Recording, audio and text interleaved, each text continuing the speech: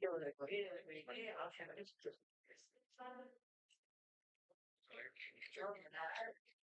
you have a second? Can you borrow me WhatsApp? I'm not into it.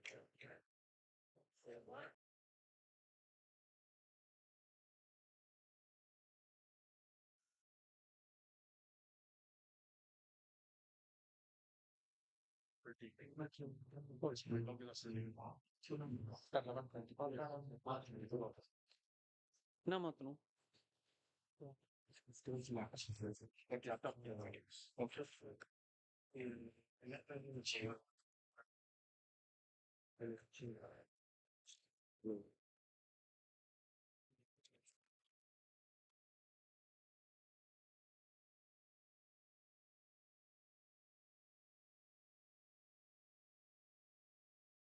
நான் பேசுறது.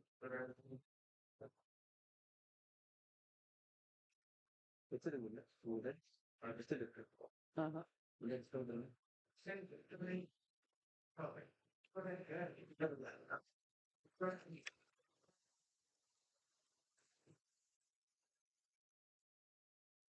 ஏய் Marilyn. என்ன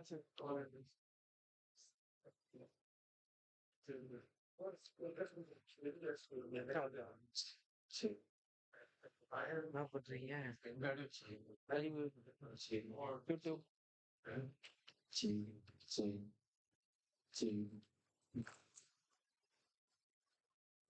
ம்.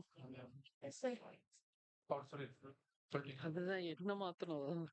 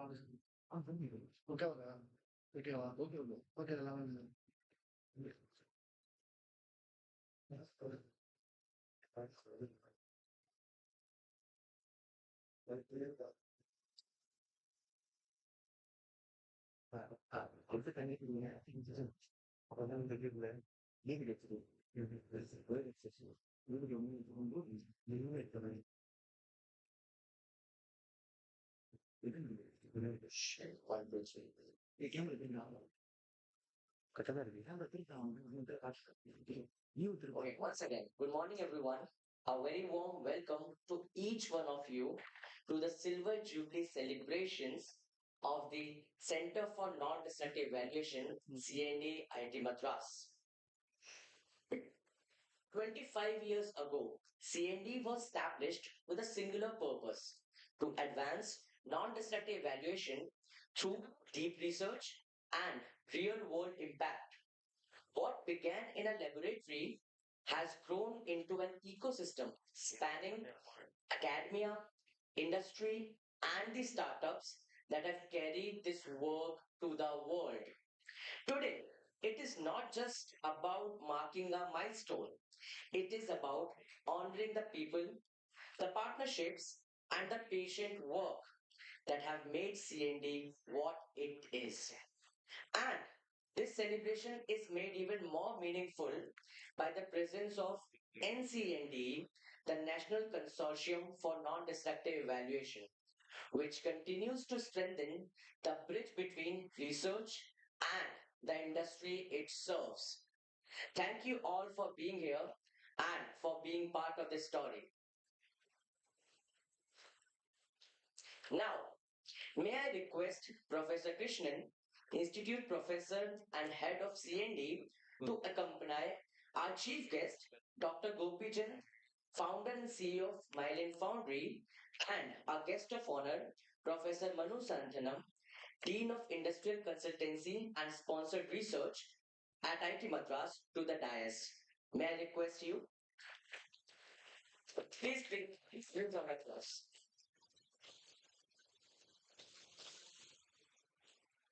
As a welcome gesture, may I now invite Professor Krishnan to kindly present the welcome bouquet to our distinguished guests.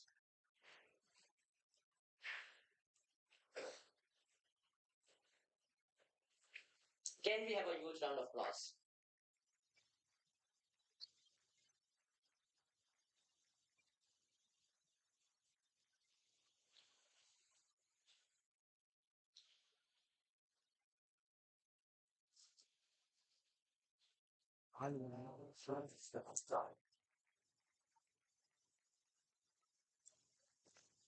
We are truly honored by your presence today. Thank you for joining us, sir. With that, we formally open the Silver Jubilee celebration of CND IT Madras. So, for welcome address, let me invite someone who is guiding force behind CND's success and who puts first brick into building this beautiful empire. Yes, you have guessed it right. Professor Krishnan Balasubramanian, who is Institute Professor IIT Madras and the founding architect of CND. He is also professor in charge for Gopal Deshpande Center of Innovation and Entrepreneurship. Sir, stage is all yours. Thank you, Srijan, and very, very good morning to all of you. And all I want to start by is by recognizing that 30 years ago, Dr. Baldev Raj had a vision, and the vision was to build a center of excellence in the field of non-destructive testing, which was his pet area, which will be globally relevant and will matter a lot to the Indian infrastructure. Just want to acknowledge his visionary leadership and the visionary leadership of IIT Madras in ensuring that this vision of his becomes a reality today. So if he were alive today, I think he would be very proud of all the accomplishments that have been done by many, many, many, many people who have played a very key and important role in this journey together. Now, I want to also welcome all of you both to the campus of IT Madras, which I think is always a pleasure to be here with, but also to this event. First of all, I want to honor and recognize the contributions of many students and researchers and scientists who have played a very key role in making this day happen. I also want to recognize the supporters, the mentors, and the advisors who have formed this center into a globally recognized center. This includes the three strategic sectors of India: atomic energy, space, as well as the defense. We've been blessed with support of many industries across India and elsewhere. They have played a role in not just allowing us to work at, in areas that we wanted to do research in, but also more importantly, made sure that our research stayed relevant. I also want to welcome several of the international collaborators who've been part of this. Hope some of them are, watching this live because this is being streamed. But we've had the pleasure of hosting more than 150 international students in our center over the last 15 years or so. Also, I want to recognize and acknowledge the very important contributions of the young entrepreneurs who we have managed to get them established as startups through our center. We thank you so much for all your contributions.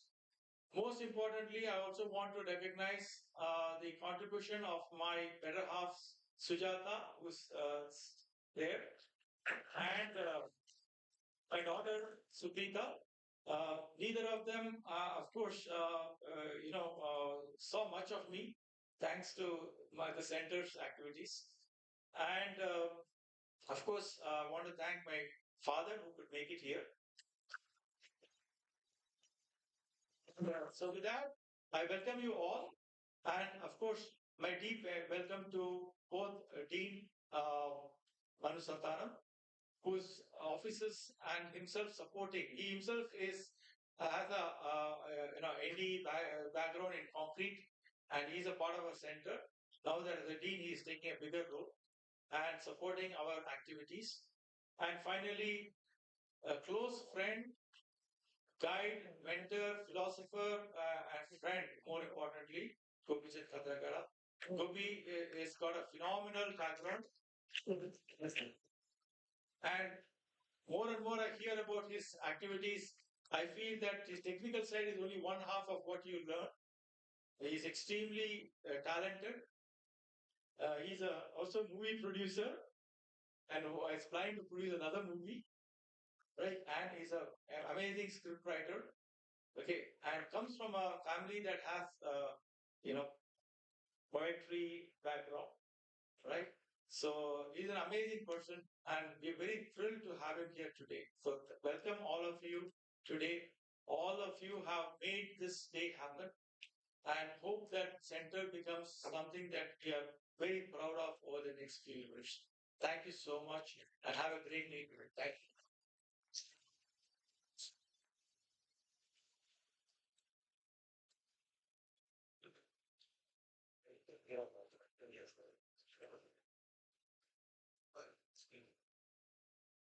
Thank you so much, Professor, for setting that tone so beautifully and for everything that this center represents. We now move to our guest of honor. It is my privilege to introduce our Professor Manu Santhanam, who is Professor in the Building Technology and Construction Management Division of Civil Engineering at IIT Madras. And currently, he is Dean of ICSR, an alumnus of IIT Madras and a doctoral graduate of Purdue University. Professor Santhanam's research span cement chemistry, concrete durability, and ultrasonic imaging of structures. Areas that connect directly with CND's mission of advancing inspection for the built environment. As Dean ICSR, he has led IT Madras past the landmark of over 1,000 crore in sponsored research in a single year. And it is first in the Institute's history. So, we are honored to have you here. Please join us. A very good morning to all of you present here. I welcome you on behalf of all faculty and staff and students of IIT Madras to this wonderful occasion celebrating 25 years of a center that's really proven to be much bigger than what it looks like in the laboratory. When there's so much impact that you see everywhere in the world that is being made possible by the activities that are being done in the center. I'm indeed proud of such a center emerging out of our campus and really making its mark.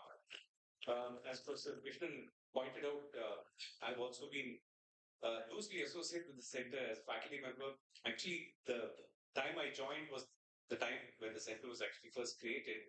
I got a lot of encouragement from Krishnan for a couple of projects that I was trying to do with non-destructive value of concrete. Although I never fully transformed into an NDE expert, I did quite a bit of NDE work in the kind of research that we were doing here in construction and civil engineering.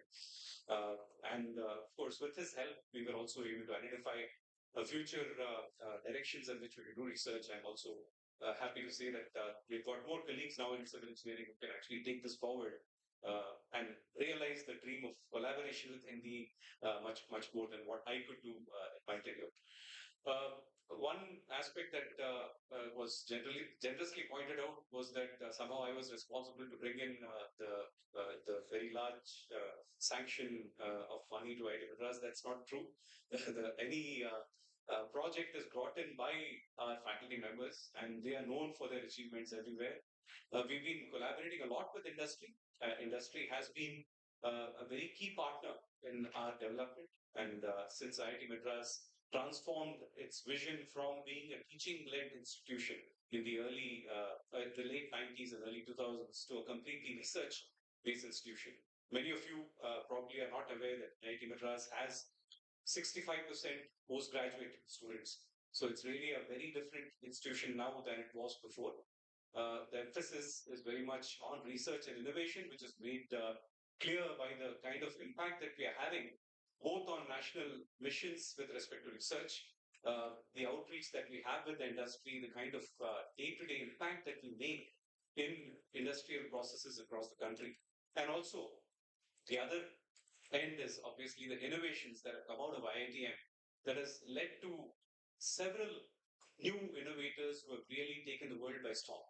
And that's the success story of not just IIT Madras, but India today, that we have generated a class of engineering experts who are actually solving the world's problems.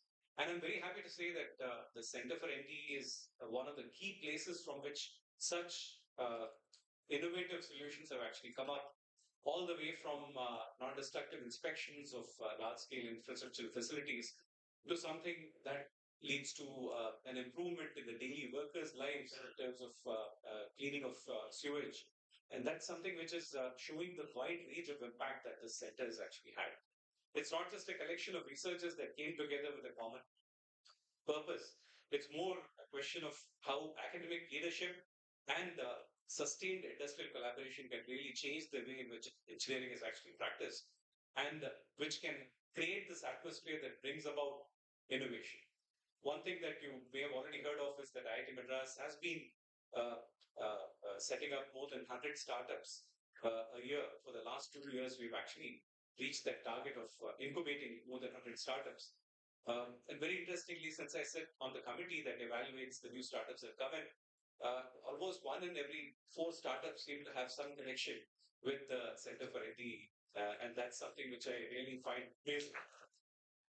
And it's not just a question of incubating startups, it's also a question of sustaining the growth of these startups once they've been incubated.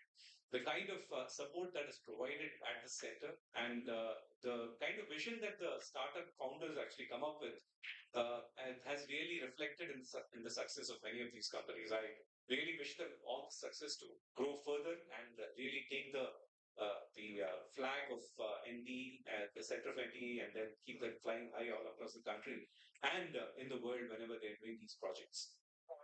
So once again, on behalf of all faculty, staff, and students of IIT Madras, I extend a hearty welcome to all those who have come to celebrate this 25-year hallmark of achievement, really. And I congratulate, of course, Professor Krishnan, Professor Prabhu, Professor CVK, Professor Kavita, Professor Balaji, and several others who have been a key part of this center and led to its transformation from just a research center to something that has had large scale impact on research and innovation in the entire country. And I'm hoping this will also go out to the world, because India is now a solution provider for the world, and this center has shown the key way to actually get there. So thank you all very much, and again, have a very nice day today.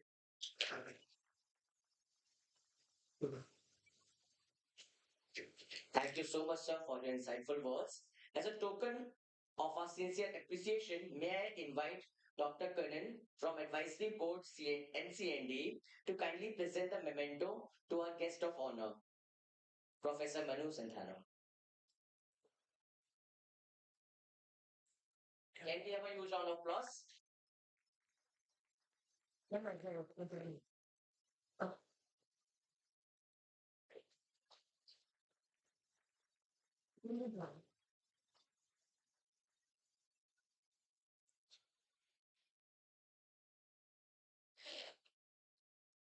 Now, we are arriving at the defining moment of the morning, the address by our chief guest. It is a distinct honor to introduce our chief guest, Dr. Gopijand Katrigada. Dr. Gopijand is at his core, he is called as NDT man. He received his PhD from Iowa State University in Eddy Current NDT under the guidance of Dr. William Dodd, one of the most consequential researchers in the field.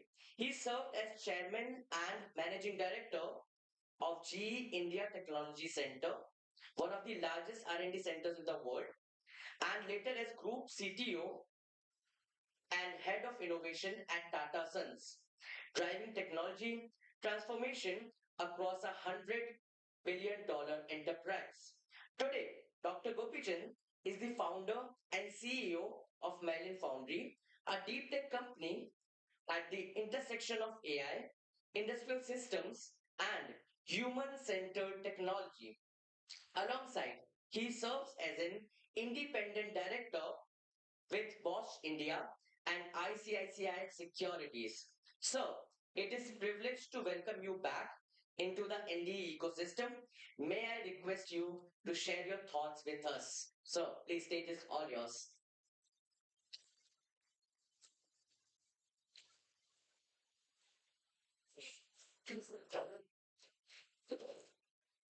Thank you, Sheila. It's a pleasure and privilege being here. Of course, amongst people, almost I would say, belonging to the same community for many years. Manoran, thanks for inviting me. Professor Krishnan, thanks for inviting me. Sham, it's wonderful seeing you again. And the many other professors who we have met through various interactions on various topics. Again, it's lovely meeting all of you again. Today is the day for CND's 25th anniversary. So Krishnan and all the people who worked, Sherry is also consistently over all these years. Congratulations. So loud round of applause.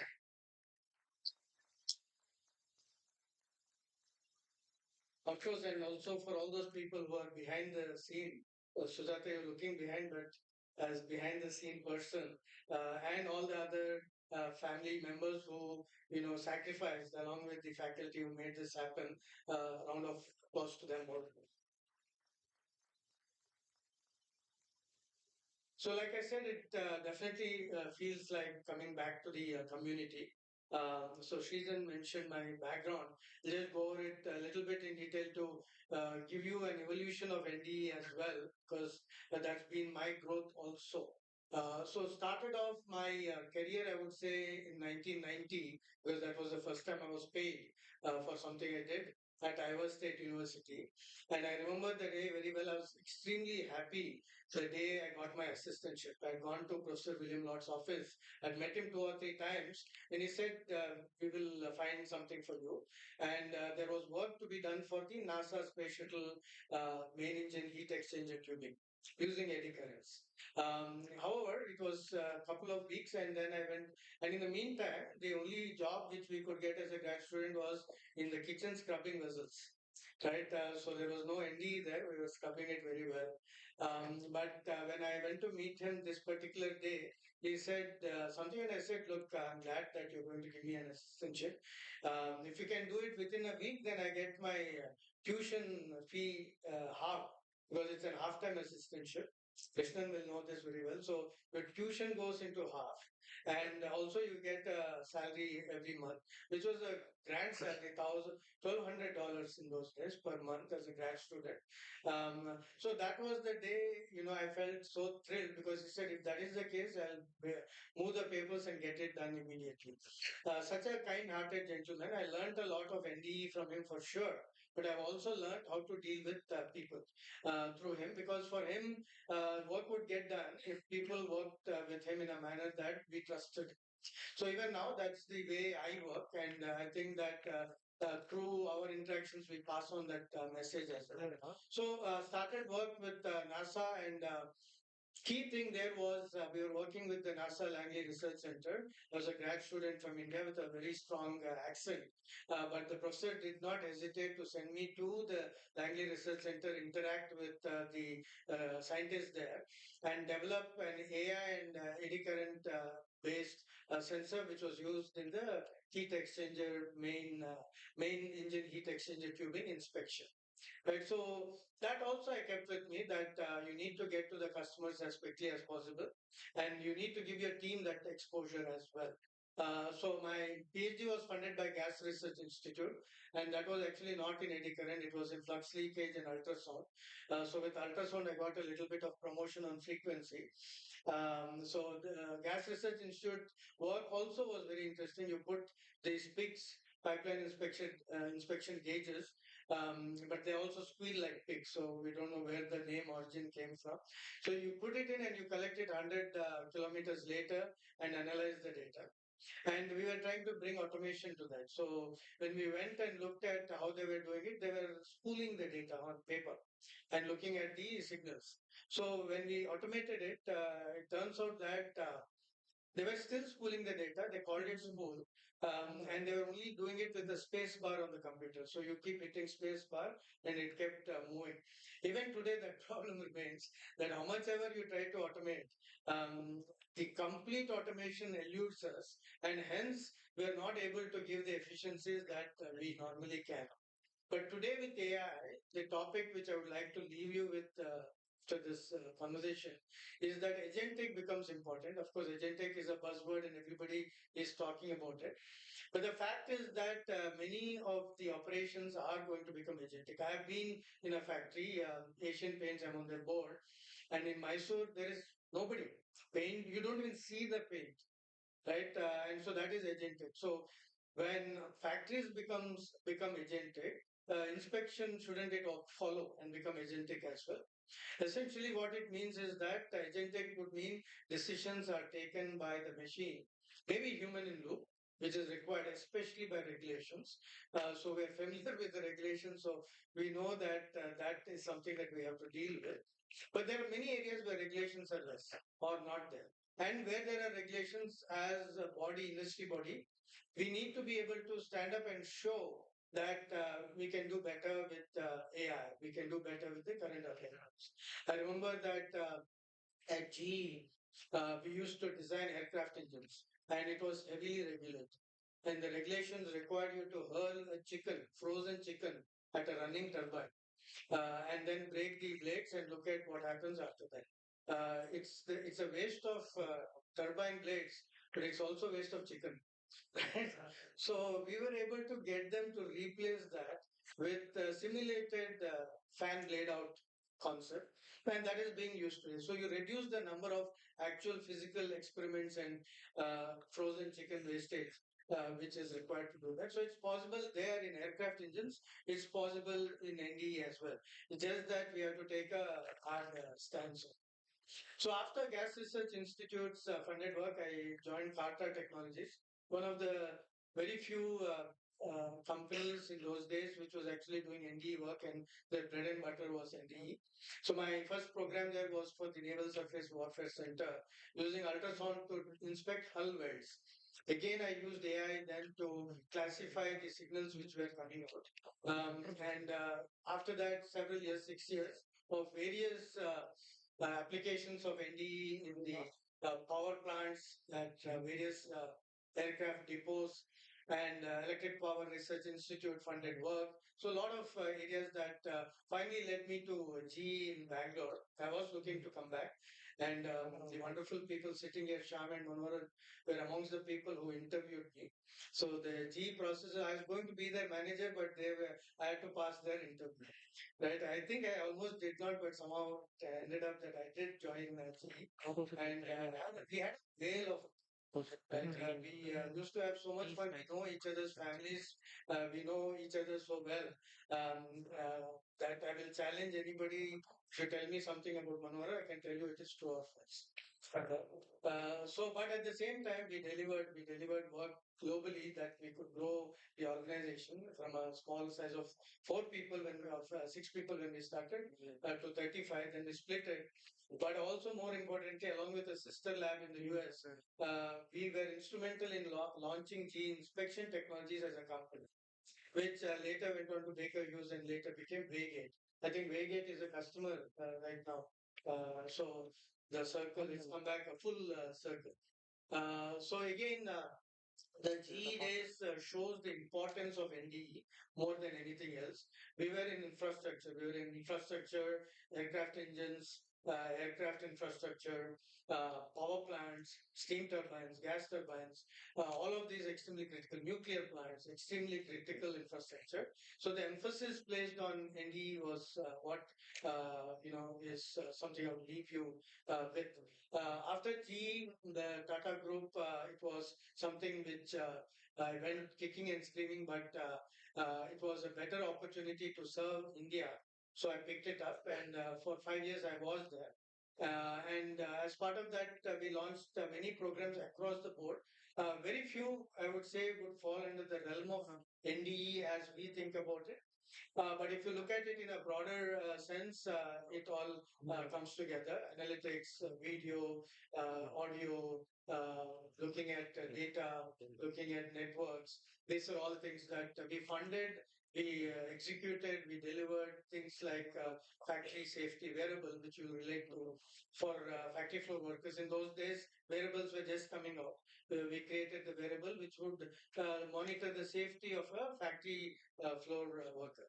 Today at Mylan Foundry, the work which I do encompasses media and entertainment, where we are the layer which scales up the video just before it hits your screens on the phone, so that you can transmit at lower bandwidth, at the same time not compromise the experience. On the automotive side, we have the infotainment layer. You will soon be enjoying playing Antakshri in your car. I don't know how much Tamil Antakshri is there, but Hindi Antakshri definitely will, those who enjoy. And you sing and it will join you with a beat. You can quiz in the car, you can inquire about anything, your location based inquiries and so on. Through a verbal interaction with agentic AI system, you can raise the temperature, lower the temperature, and so on and so forth. You can't put brakes, that's all. Right, that would be very dangerous. Somebody sitting in the car doesn't like you and say, "Okay, brake." Right, so we have avoided certain things, but that's my journey. It's been a fun journey, and the string which held it through and through was the NDE. Like I said, the going forward path has been about always about materials. It has been about digital, and to some extent, it is being on top of. Professor Bhaskar is also there. This is so it's also been. it's also been about knowing what is the latest happening, be it in biology or anywhere else, because that impacts whatever we do and how. So the area which I wanted to leave you with from a standpoint of the future and what companies are looking for and how they're going about is that factories are going to be significantly agentic in India as well. Like I mentioned, I was in an Asian paints factory where you don't even see the paint. At the end of it, you get cans which are filled with paint. In the interim, there are raw materials which are petroleum based, which are pigment based, which are emulsions, which are all mixed. You don't see that happening either. Everything is happening behind the scenes and you don't get to see it. At the end of it, you have these cans which are ready for sale. So when that is the case, and other factories are also going to be more and more like that, it becomes important to see how we evolve because always in NDE, what you are doing in the lab, in a university, is 10 years ahead of what is happening in the industry. How do we reduce that? Part of the responsibility, significant part, is with the industry because that's where the action is. But also some ability to understand what they're looking for. A complete solution, for example, if many times I've been able to go and say we can do 80% of this, but if they still have to put the same operator to finish up the job and pay the same amount and it takes the same amount of time, then they see that is of less interest. But if you're able to replace a particular function end to end, that's when we have a game to play. I know that at the CND, there's a lot happening in terms of being able to take problems and solve it end to end. And we need from the industry to team up with the CND and make this happen in a stronger way. I was part of Iowa State, like I said, there was a CND there as well. Professor William Lord worked sort of independent of the CNDE, but Professor Don Thompson, you will remember, he said and he started this conference called QNDE. So many of you would have attended also or given papers. So quantitative NDE, moving from qualitative approach to quantitative NDE. If CNDE can take up it to the next level, which is agentic NDE, that will be something that we have left the world with a new capability. So congratulations again for all the faculty who are involved with this center, the students, the assistants who are playing a role, and I'm sure that the next 25 years will mark the world with what has been set up by Professor Krishnan and team. Thank you very much for this opportunity to talk to all of you. Thank you.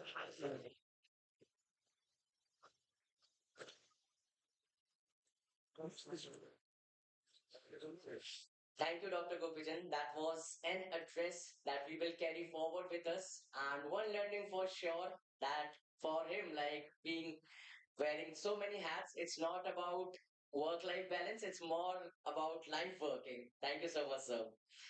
Now, to present Memento, may I invite Mr. Umakantan Anand, Vice President, Reliance Industries, to please kindly represent the Memento to our chief guest. Sir, can we have a huge round of applause?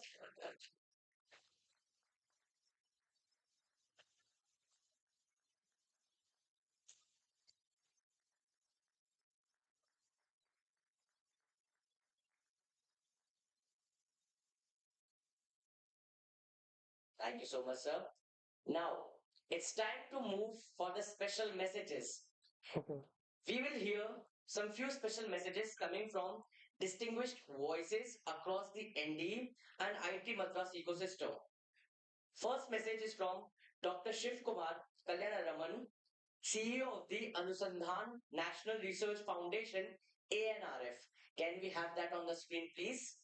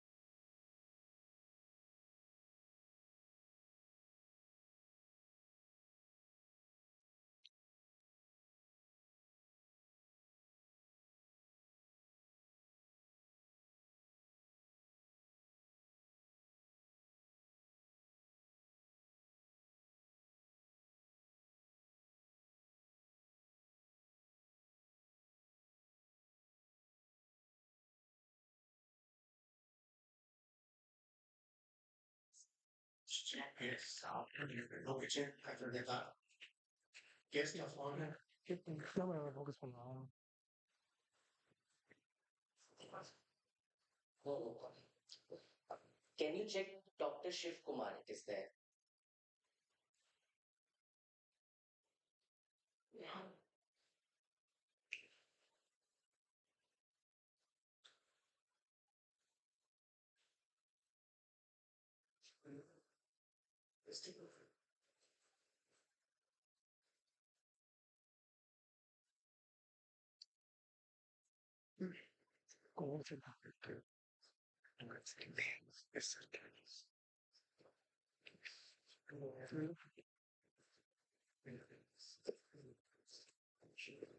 Okay.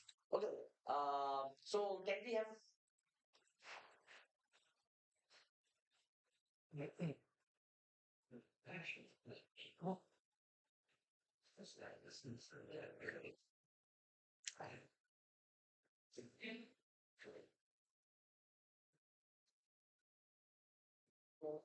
the University campus? I'm sorry, I cannot be there at the event for the breakfast speaking set for non-destructive evaluation. But my thanks to Professor Krishnan and for inviting me to make this record. First, but the Set for ND has been really a pioneer of everything that ANR, National Research Foundation, thinks of as impact beyond papers and publications, patents, things like that. Often people ask me, what is impact? And maybe I should just send them to again to see what that impact is, whether it is to convert patents into impact in terms of whether it's licensing and monetization of that, taking technologies, translating it in different ways, whether the strategic sector, supporting all our strategic sector needs, or converting it into successful startups that we have research on, like research on or in various ways, such as collaborating with international folks in multiple countries, getting them here as well as our technologies leading to our collaborators being successful. So these are all diverse forms of impact, and I'm super pleased to see and the center not just being world class, but absolutely world class, and showing world wanting it to. And I wish you all the very best for the Silver Jubilee anniversary celebrations, and I look forward to great and greater things from you, from the NRSA, of course, putting up several programs that are of whether it's societal innovation or roads or other sorts of sectors. We'd like to see smart infrastructure and newer things happening, and think as you go forward into the future, the message for you is also help you define new missions and help us solve hard problems. And also take the great learnings that you have done and share it with more other institutions so that you can build other institutions for the future. We think all the very best and thank you. Thank you so much, sir. Now we are having a special message coming from Dr. Sajish Babu, who is chairman of the International Committee for NDT, ICNDT. Can we have the message, please? Distinguished chief guests, Dr. Bobicek Katragata, guest of honor, Professor Manu Santanan, Professor Krishnan Balasubramanian, esteemed faculty, distinguished guests, industry partners, and friends. It's my great honor as chairman of ICNDT to extend my heartfelt congratulations to the Center of NDU INT Madras on this remarkable occasions of its Silver Jubilee 25 years of excellence. At the outset, please allow me to express my sincere apologies for not being present in person today. Due to prior international commitments, crucial engagements, I'm unable to join you physically. However, I'm truly privileged to address this distinguished gathering and celebrate this important milestone with all of you. Over the past 25 years, CND has established itself as a center of excellence in research, innovation, and translational engineering identity as reflected in today's program, featuring cutting-edge developments such as fiber optic sensing, metamaterials, AI and NDE, and other material items. These are not just academic pursuits, they are defining the future of inspection, live and aesthetic routine. CND's journey, in particular, is very impressive when viewed in a global context. Many of us are familiar with the Center of NDE at Iowa State University, which has long been regarded as a benchmark in NDT research.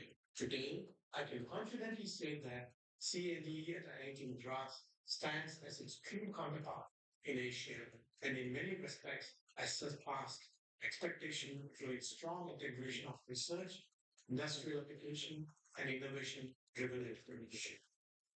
One of the most commendable aspects of CNDE is its ability to translate the research into impact. The emergence of its spin-off and associated companies, such as those showcased in your exhibition, including advanced sensing, AI-driven analytics, robotics, and digital inspection solutions, demonstrate a very thriving ecosystem. These enterprises are not only commercially successful, but also vital contributors to advancing the entity profession globally.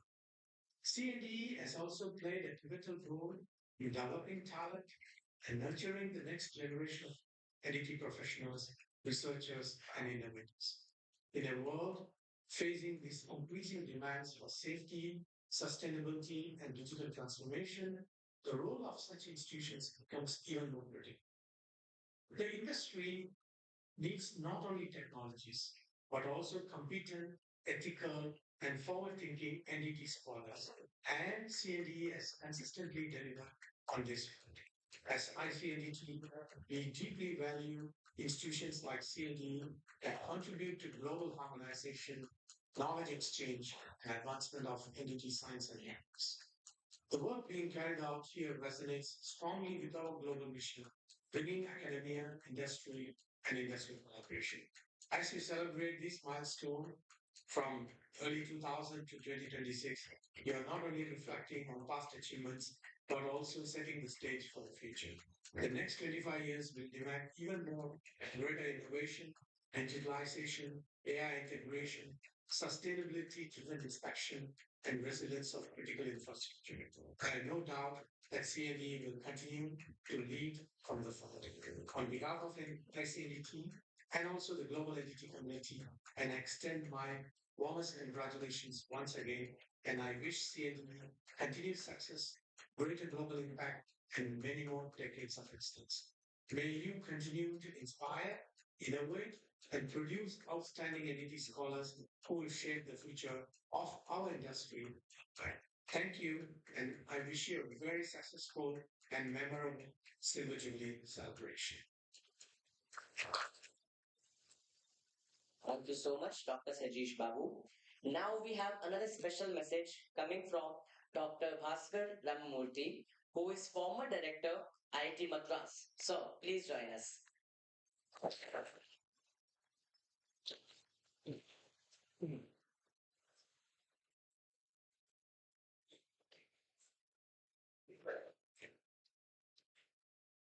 Very good morning to everyone.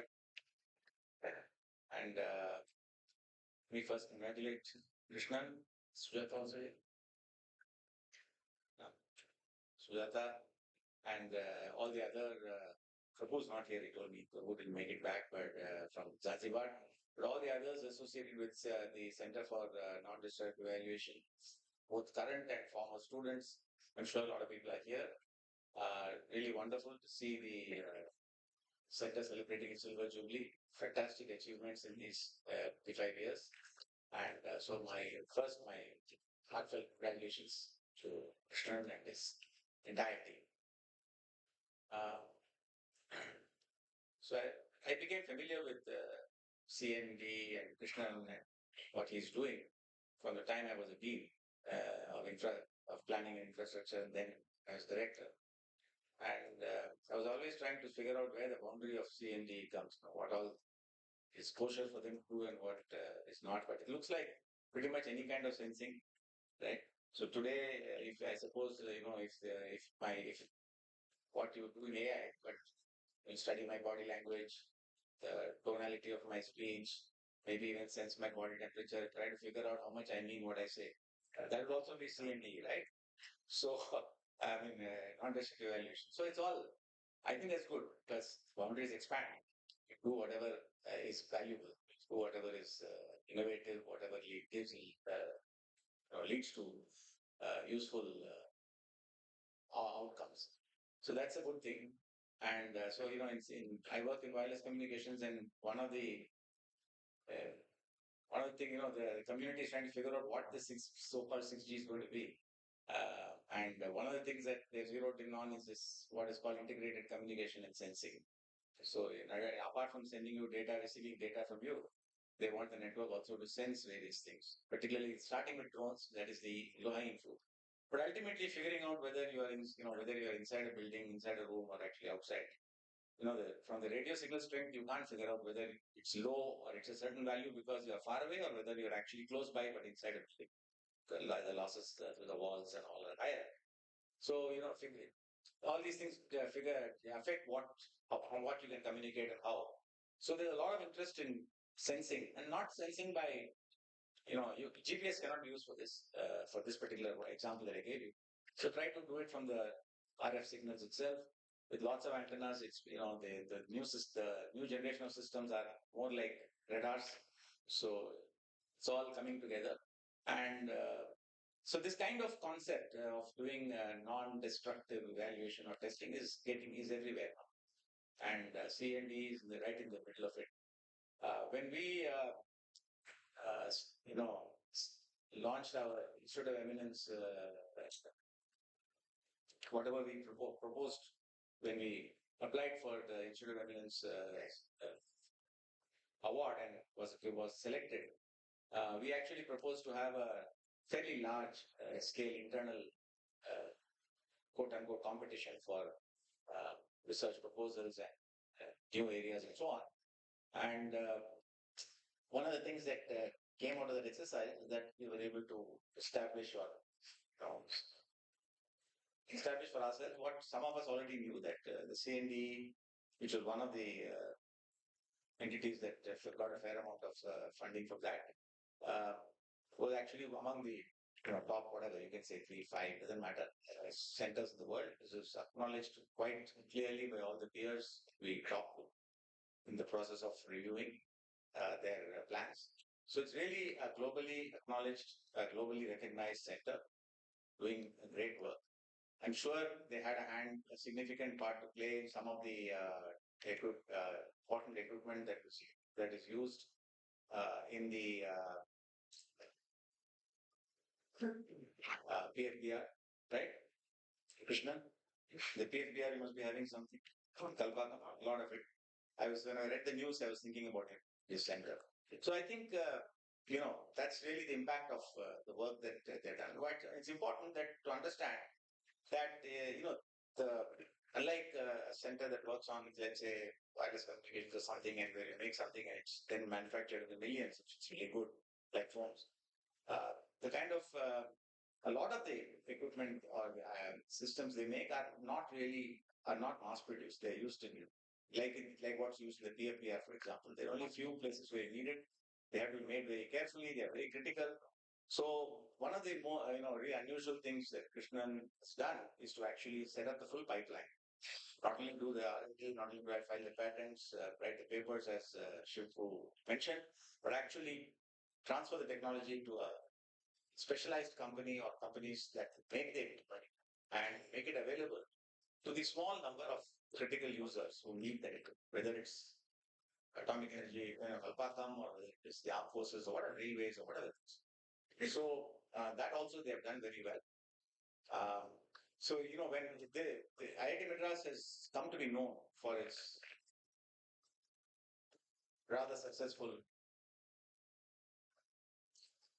industrial interactions, consulting, research for industry, and so on, startups, and it has been really due to the efforts of the center that this building represents, the Industrial Consulting and Sponsored Research Center, and we've had a you know uh, string of teams starting going back to the 90s who have done a wonderful job in building this up. And among in that impressive lineage of teams is Krishnan also was a dean for 6 years. And he was a dean for ICSR when I was a director. So I have had a lot of interaction with them. We did a lot of things together. I must acknowledge here that we came up with a lot of innovations, a lot of new ideas.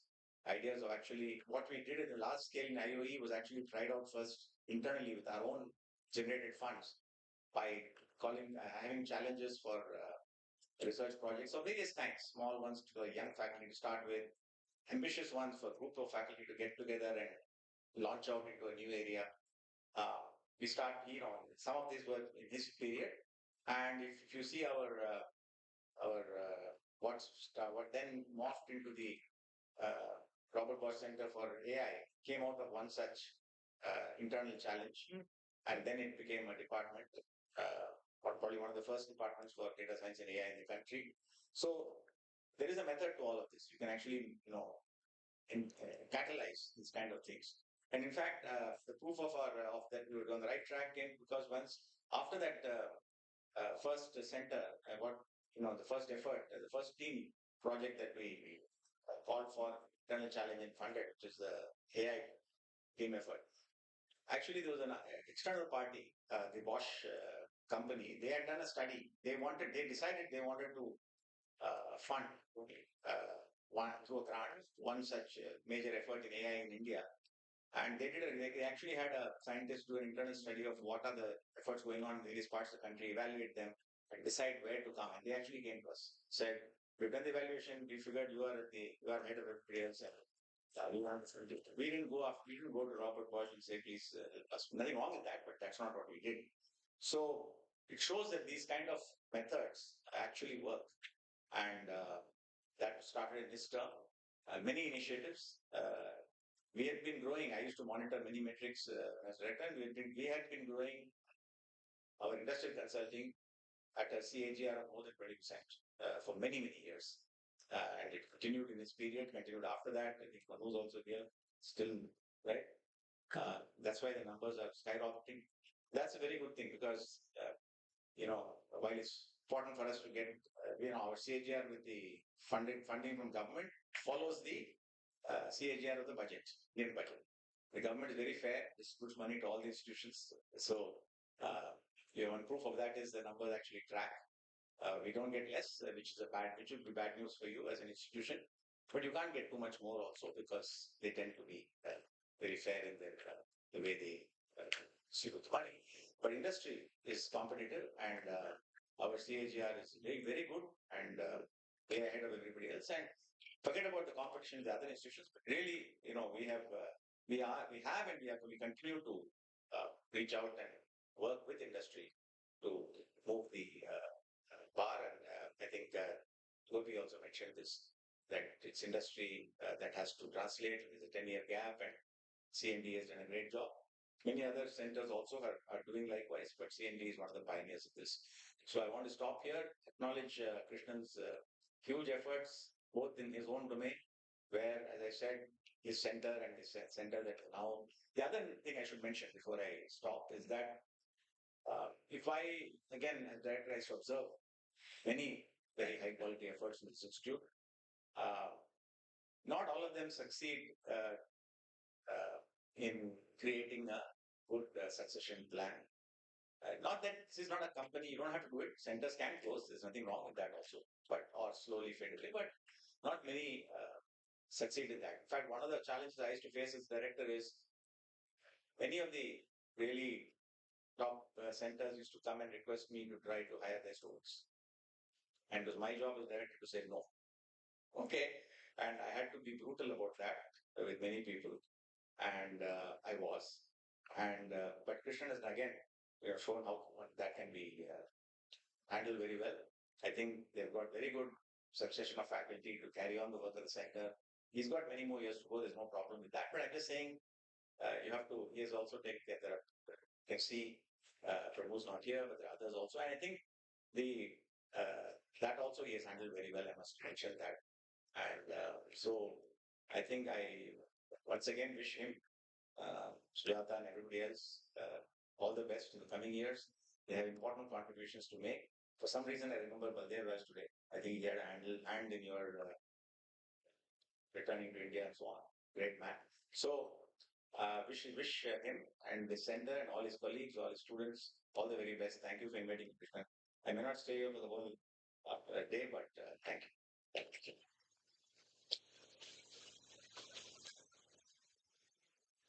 Thank you so much, sir, for insightful message.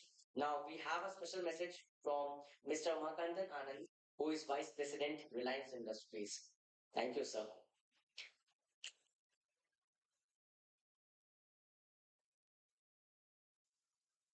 Yeah, good morning, everybody. Professor Santanam, Professor Krishnan, Gopi, and all the dignitaries and colleagues who are attending here. So first of all, congratulations to CND. They have done a fabulous job under the leadership of Sir Krishnan. I think my interaction with him started somewhere in 2011 when one of the present startup companies, Detect Technologies, CEO now, Tarun Mishra joined Reliance as a GET. So that's where Reliance started working with Sir Krishnan, and we funded the first development of GUMS, the guided ultrasonic pipeline management systems. So that was where the interaction started, and it is going strong. Many interactions. The one major thing that happened was being in a private sector, Reliance Industries had the privilege of looking outside India for any kind of software. So we could get it easily, much more easily. But after the interaction in 2011, I think the entire focus shifted. And nowadays we don't go out unless it's really very critical or very unique in nature. Any problem in non-destructive testing, I think the first point of contact is Professor Krishnan and CND and all the other faculty members here. So that's a change that we see that has come up in the industry. That's a very wonderful effort. Not only you, your team members, the way they have been worked, and the way you interact with the industry. That's a very significant point of appreciation. The approach towards industry. I think, and we are will continue to support CMD and a very small step in AI. What Bhupti was telling, I think one of the first industries where we have adopted or trying to adopt automatic defect recognition in radiography.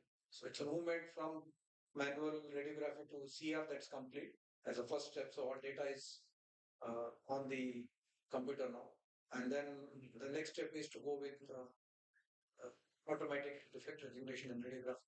And we'll continue to move forward on AUT also the next year or so, where we can bring in this kind of automation. So it has been wonderful working with Professor Krishnan, and looking forward to keep this spirit up. Once again, congratulations to the whole team at CND for putting up this wonderful show. I think the past director has really summarized the way the growth has happened, the journey has happened over the past 25 years. Congratulations once again, and wish you all the best.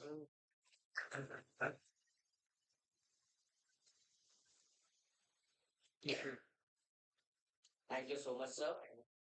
Now we are moving to our distinguished alumni of CND, each carrying their center's work into a different corner of India's scientific landscape.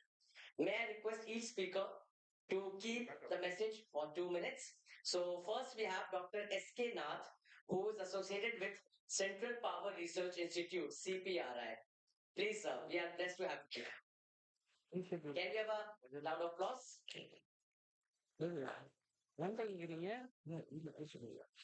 போட சொல்லியிருக்கேன் Good morning, all of you. My guide, Professor Krishna Balasubramaniam, leader from the dais, of the dais. Sir, I am from power sector, Indian power sector. I am working in Central Power Research Institute. So while working in that, I was extensively carrying out RLA studies, ND studies, Then I thought that while doing so, I need to solve some industrial problem.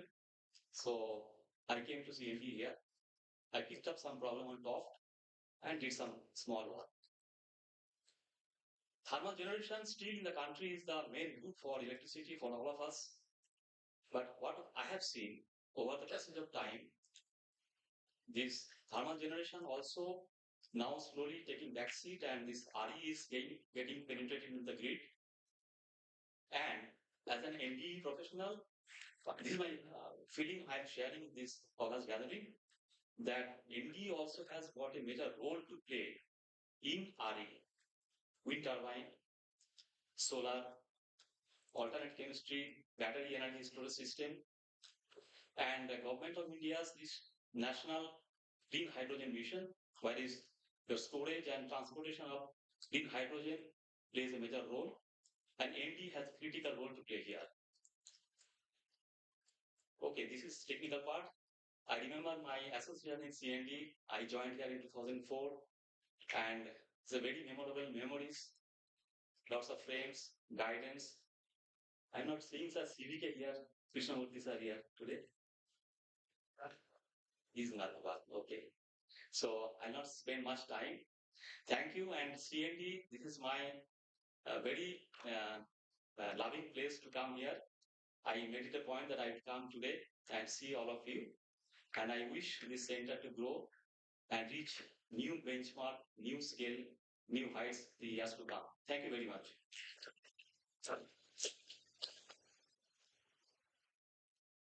Thank you so much, Dr. Nath. Now we have a message from Dr. Ramdas Chinnan Sethi, who is R&D associated with R&D Engineers Establishment, DRDO, Pune.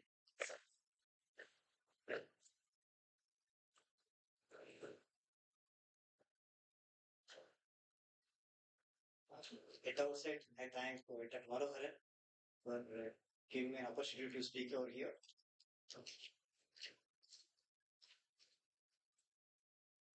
Respected dignitaries on the dais and off the dais, today I have the privilege of speaking about an outstanding academician, researcher, and leader, Professor Krishnan Balasubramaniam, popularly known as Professor KB, and Center for Non-Distant Evaluation (CND) at IIT Madras. Professor KB is a philosopher, mentor, and guru to me. Professor KB is widely recognized for his pioneering work in NDE, ultrasonics, and health monitoring. Over the years, he has built exceptional career, marked impactful research with hundreds of publications, numerous students, and all his research has again converted into a applied research and benefiting the industries. His collaborations with leading global industries, institutions, and organizations have brought cutting edge research into practical use, benefiting the society at large. One of the most remarkable contributions is the establishment of this CNDA at IIT Madras. What makes CNDA truly remarkable is its ability to bridge gap between the scientific research and real world industrial applications. It houses all advanced NDE techniques, you name it, it is there in CNDE. Beyond research, CND played a vital role in shaping the future of engineering by training students, collaborating with industries and labs, and contributing to emerging areas like AI-driven inspection and smart monitoring systems. Colleagues at NDE are courteous, cooperative, and very humble.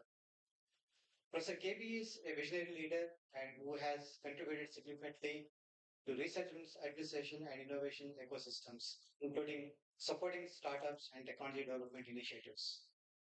Professor KB's journey is a true reflection of excellence, dedication, and impact. He's not just a researcher or a performer professor, but a mentor who inspires, a leader who empowers, and a pioneer who continues to shape the future of engineering. Above all, he is a wonderful human being. Thank you and Jai Hind.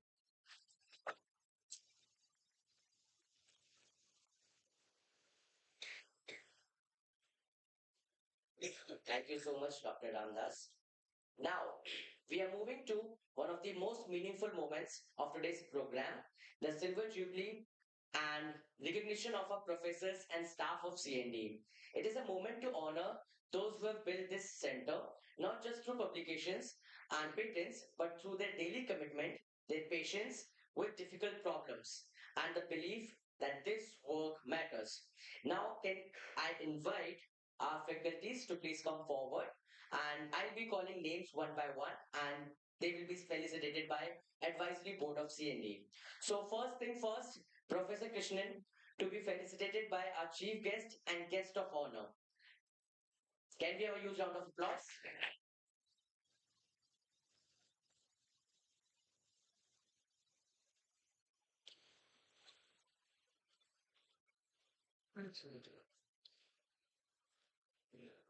Yeah, no one understands that.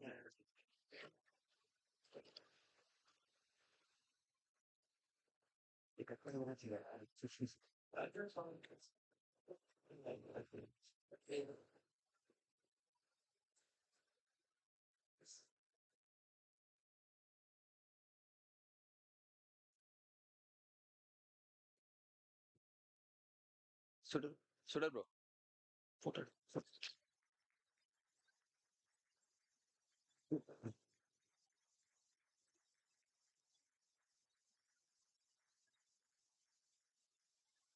Thank you so much. Now, Professor Balaji Srinivasan to be felicitated by Dr. Kanan.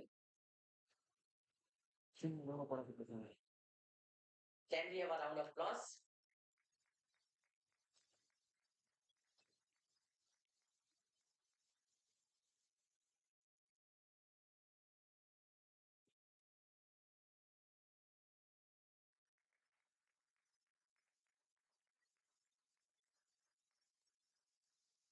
Thank you so much.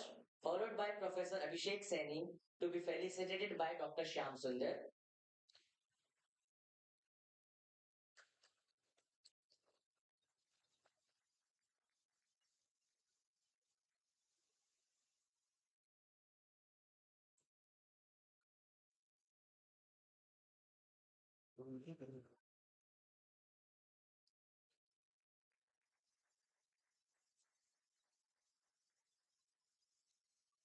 Thank you so much. Now, Professor Vivek Samu to be felicitated by Mr. A.K. Das.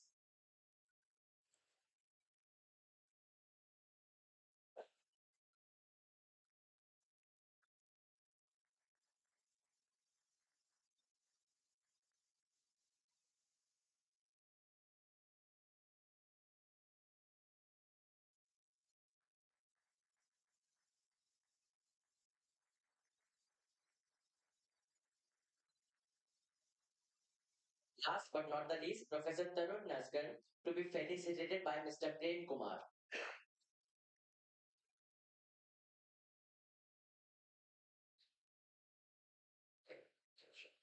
Okay, Mr. Tarun is not here. Now, we will pause to acknowledge those who cannot make us today in person. Professor Prabhu Raj Gopal, can we have a huge round of applause? Professor Kavita Arunachalam, Professor C.V. Krishnamurthy, Professor S. Ramaprabhu, whose contribution to CND are no less significant. CND is supported by dedicated administrative and technical team as well that ensures that smooth functioning of day-to-day operations. They manage core activities and including laboratory operations, equipment maintenance, compliance requirements, and institutional processes, enabling uninterrupted research and development. So it is time to felicitate our staff members of CND. May I request CEO Sir Mr. Venugopal Manoharan to please come forward to felicitate our members. The first in list, Mr. Prabhakaran. Mr. Prabhakaran joined us in 2009. Interesting journey. He ensured that our digital assets are backed up and anyone who wants technical support could be helped for uninterrupted productivity. Thank you, Prabhakaran sir. Now, next we have Mr. Suresh. Mr. Suresh joined us in 2016. He is currently working as senior engineer. He has contributed to many key projects such as NTPC, visual inspection robots, IOCL projects, and prototype development for rail labs.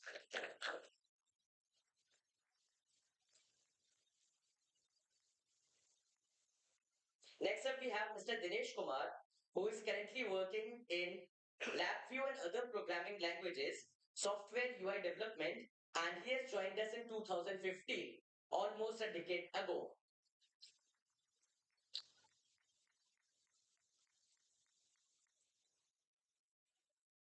Last but not the least, Miss Dhanalakshmi, who joined us in 2021, and yes, she is the financial head, you can say.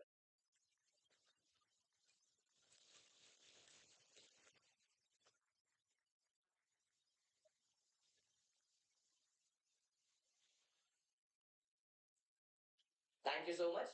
Now we proceed to the release of CND annual report.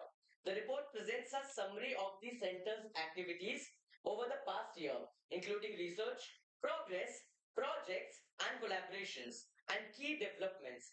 It reflects the collective efforts of faculties, researchers, students, and staff who contribute to their work carried out at CNDE. I request the distinguished guest, Professor CEO Sir, to kindly release the annual report of the Center for Non-Destructive Evaluation. Can we have a huge round of applause?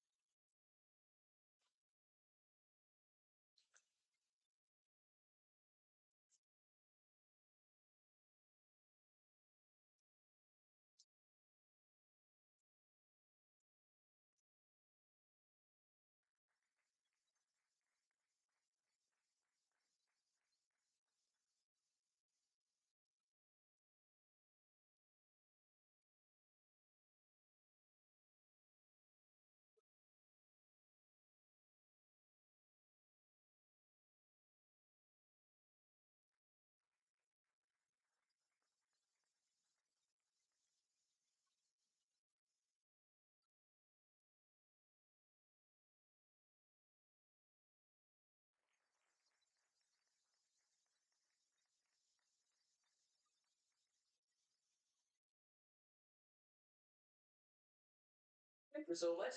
So yes, we are about to move for the tea and refreshments, but before that, most important, may I ask our chief guest, Dr. Gopichand, and guest of honor, Professor Manu, to formally inaugurate the CND exhibition, a showcase of the research, technologies, and startups, so that while having tea, you can have some conversations and you can be around the stall areas. The exhibition is on the South Pole, completely carrying on to the left. So we can go back and forth. They can open till about 3:30. Yes. There are 8 startups and the CND. Okay, special request. Dr. Ramdas has a memento to give it to Professor Krishnan. We can have you, sir. Yeah.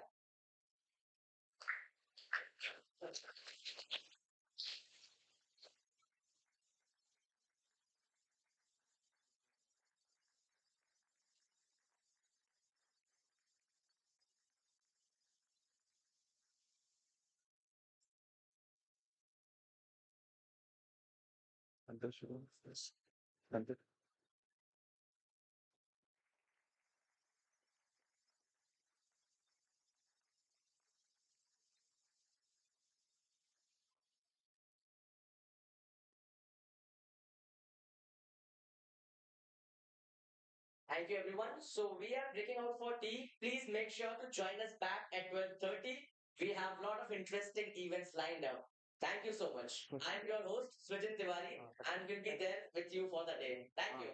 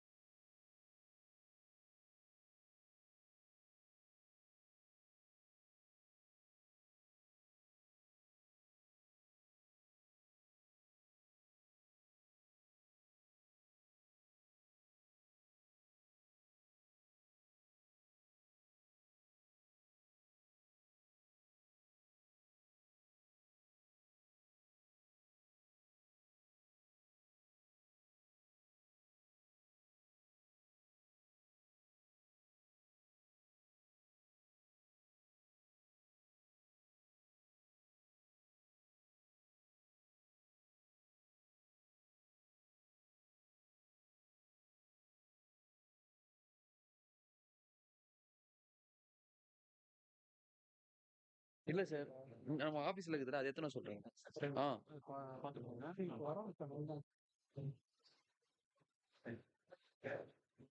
இது ஒண்ணா வந்தாடா. அவ்வளவுதான் வருது.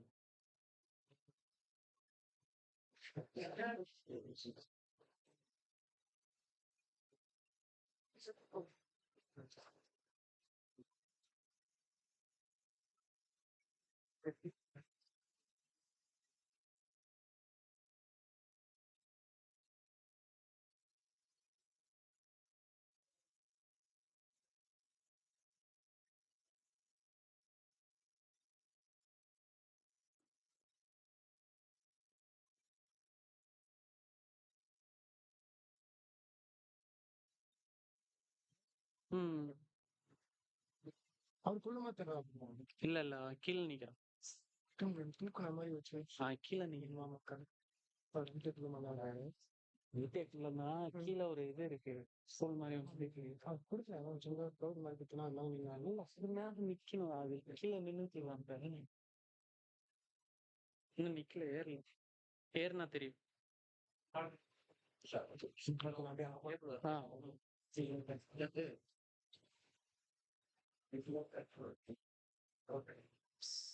டக்குனு bro fast.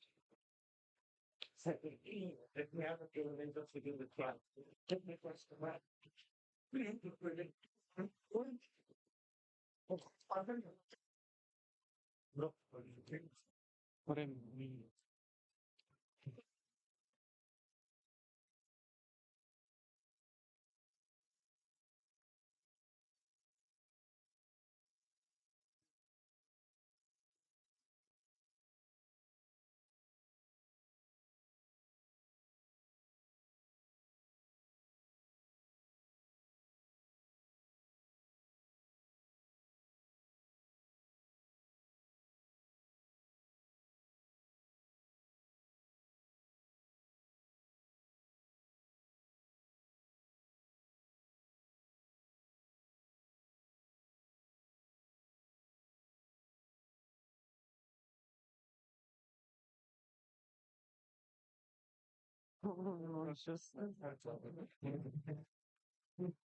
selfie not allowed inside. Oh, young people. Whole group of. Yeah.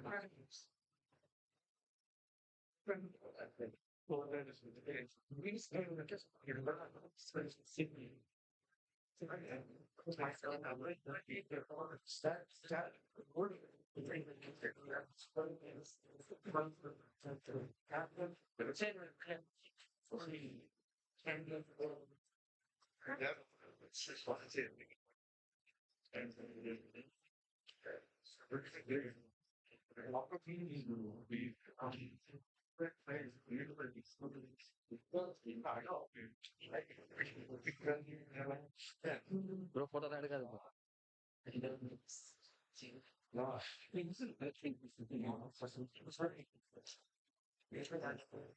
Record start பண்ணிட்டீங்களா? Audio கேட்கல. Check பண்ண சொல்லுங்க. Hope everyone had a refreshing. May I request you all to kindly take your seats so that we can move to insightful technical sessions, a showcase of CND's research legacy. We'll be starting in quick 2-3 minutes. Can we get everyone seated? 20 MB.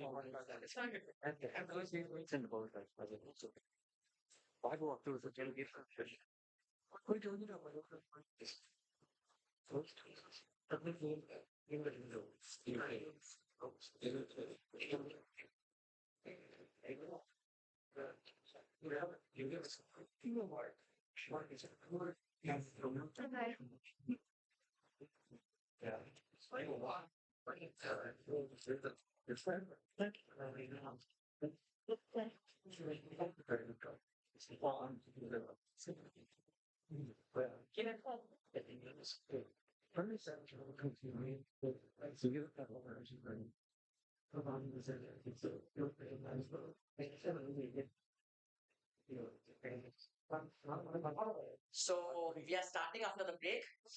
Welcome back. Now we are moving to technical sessions, a showcase of CND's research legacy and the startups that have carried the work forward.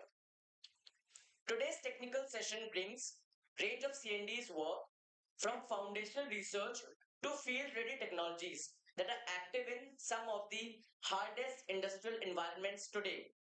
The first talk is by Professor Krishnan, who will take us through 25 years of CND, the journey, the defining moments, and what it has taken to build a center of this kind from ground up.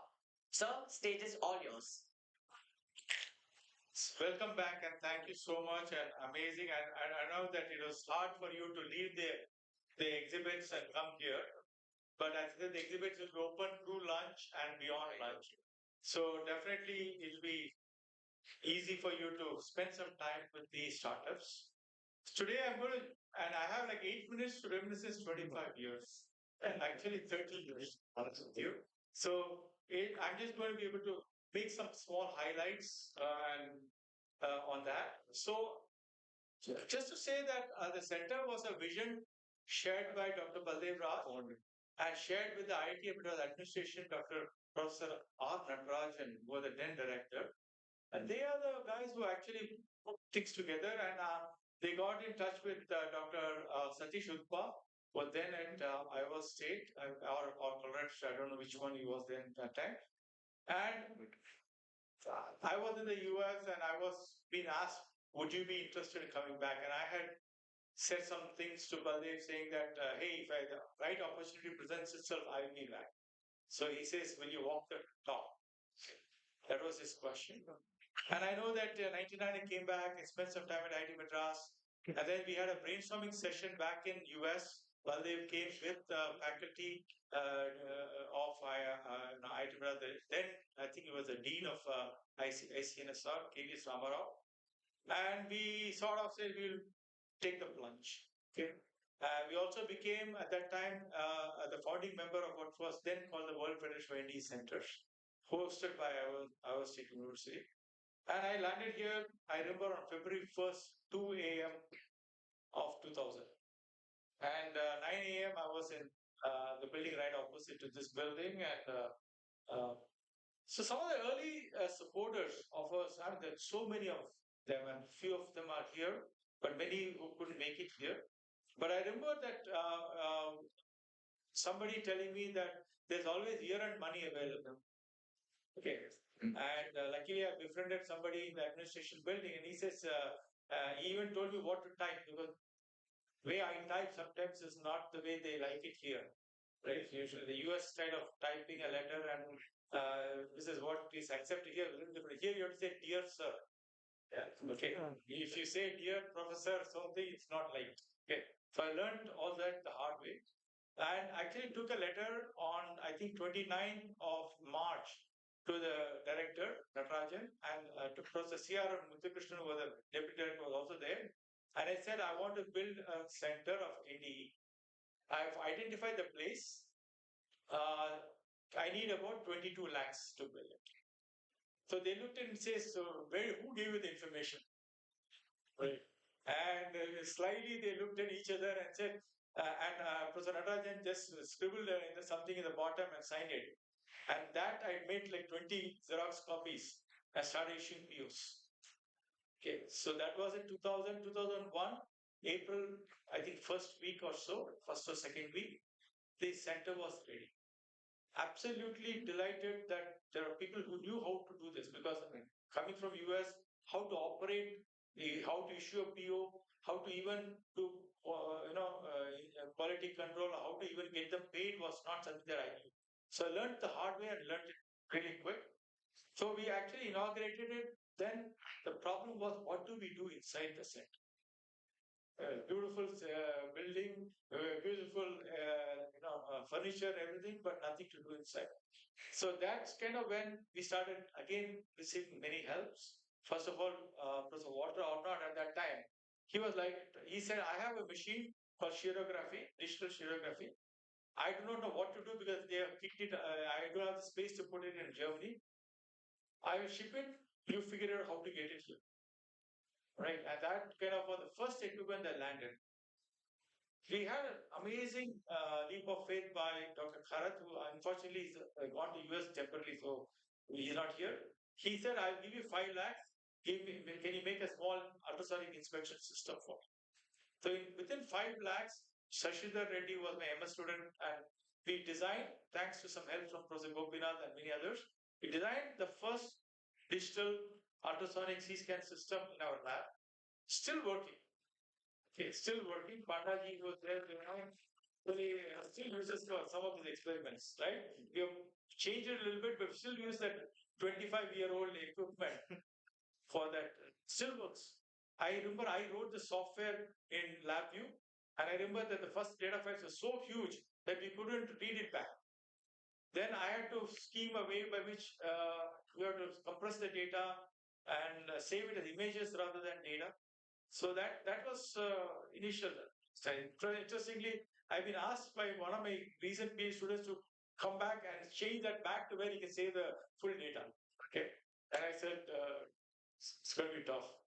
So one of the key landmark was in 2003 when Professor Baldev Raj, then director INGCA, and Srikumar Banerjee was the then director BRC. Getting two directors of two important DAE institutions in the same room was accomplished by only one person who is here somewhere, Dr. P. Chandrachudan, sitting right there. Okay. He brought them together and we created a special vehicle for becoming the go-to place for ND in DA. And this means that it was under the guise of BRNS, managed by Dr. Chandrachudan. For 15 years, we operated in that guise. We developed 40, 50 technologies, worked with every DAE group there is in this country. Amazing. And to be honest with you, I wish we could mirror this not only for our center, but every center, because this is a very almost zero bureaucracy. We directly report to one committee, and that's it. There's nothing more to that. The committee was chaired by Dr. Baldev Raj. We are very positive group of DE experts in that group. So it really changed our capability. A lot of the equipment was purchased. Growing up around 2005, by the time Dr. C.V. Krishnamurthy had joined as a postdoctoral fellow with us, we also had the pleasure of having a guy called Dr. Bruce Maxfield. And he was a game changer in many ways for us. And come next 5 years, a lot of internationalization. We started working with universities across India and also across the world. And so we had partnership with Auburn University, we had partnership with Northwestern, we had partnership with CE in France, Fraunhofer Institute in Germany. So we started receiving many people, and you can see Ramdas and C.V. Krishnamurthy there. I know where Ramdas is here, but yeah, you can see him there interacting with some of the international students. And so we started seeing, and this was a big culture building for us. Okay, when you have an international flavor, it builds the culture of the lab itself, right? And the experience for the students were quite amazing. Initially we said these students coming from foreign, they should be put in our guest house and all that. So we tried to find guest house accommodation. Within a week, they said, we don't want to be the guest house. We want to be the hostel. Okay. I said the bathrooms are not great. No, don't worry about the bathroom. You want to be with everybody else. So the students want to be with students. That's a very big realization. So we started then realizing that they want to be, in fact, within a couple of weeks, these guys were starting to go to IPL games and wearing the Chennai Super Kings t-shirt, And I remember one day I got a panic attack because two boys and one girl went to Mysore. Monday morning, only the two boys report the girl is missing. Apparently went to Mendi and missed the train. And I said, what the hell are you guys doing? Did you jump off the train and be with her? No, sir, she'll manage herself. And same evening she landed back. But you have no idea, 12 hours of, panic attack from here. So, I mean, amazing cultural change. In fact, I think they just made just now, the one on the bottom is a beautiful picture. They just did not make friends within the lab, they also made friends outside the lab. Okay. So we had many visits. We had visit by somebody who was 75-year-old Professor Skora from Poland. 3 months he spent here with us. We had Don Thompson, who spent a week with us. We had Peter Colley, Mike Lowe, all spending 1 week, 2 weeks with us. Huge, impact that had in our own, environment within the lab. So I would say none of these interactions resulted in any great technological advancement. It was more of an experience. How do you work across culture? How do you work with other universities? Okay, but and that changed the culture of our lab immensely. We were looking well beyond.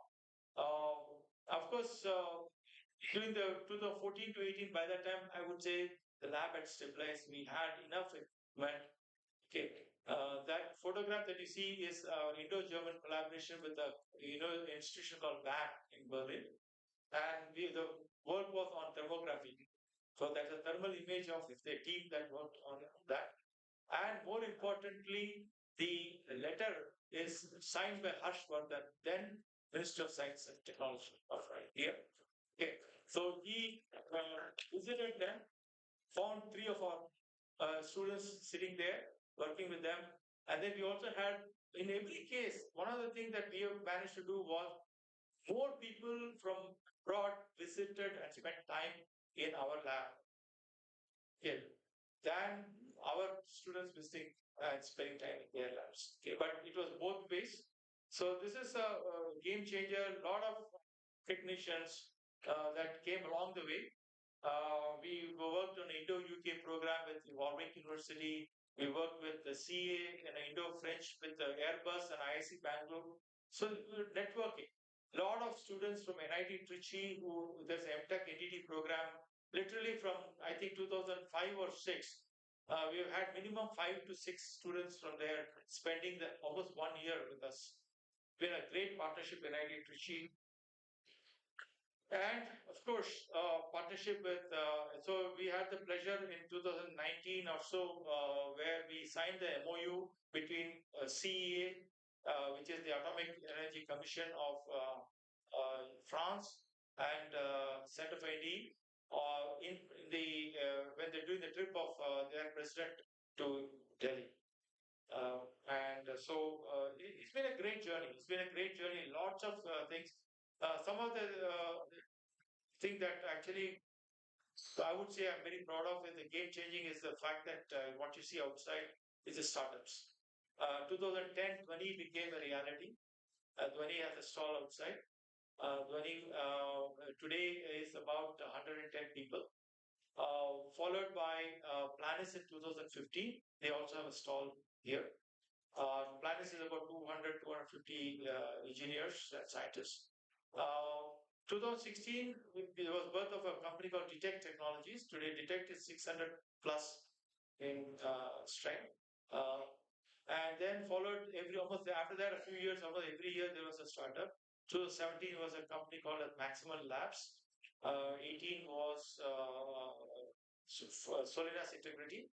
And 19 was Zyma Analytics. So many of them are there. Some of them could not make it here this week, but certainly they're making us proud.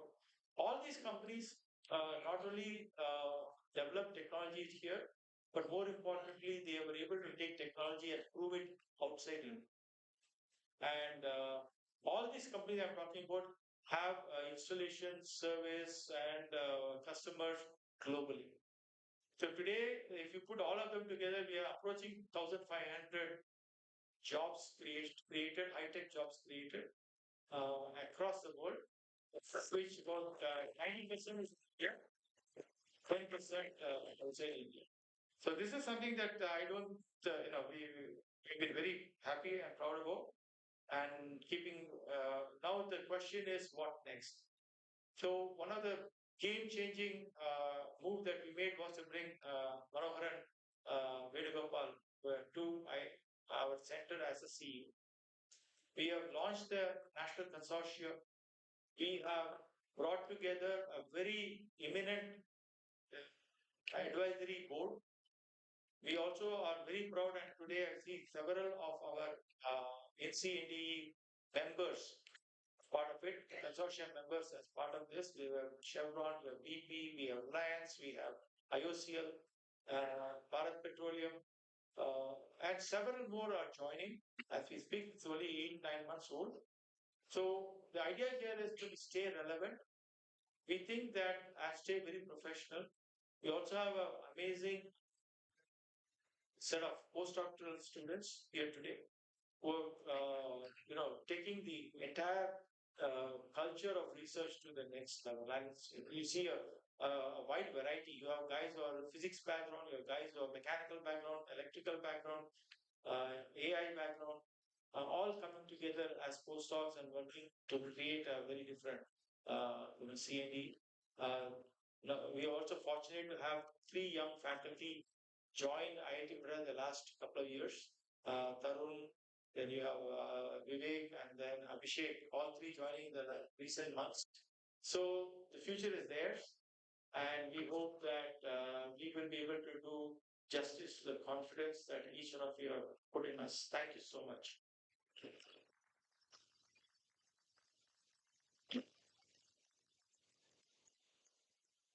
Thank you so much, Professor, for taking us through this inspiring yet very emotional and nostalgic journey. I can highly resonate with your pain of combining everything in quick 10 minutes. It was difficult task.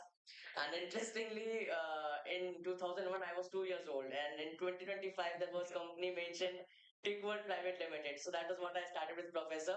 So you can see journeys growing. Perfect. So next up, we have another talk coming up.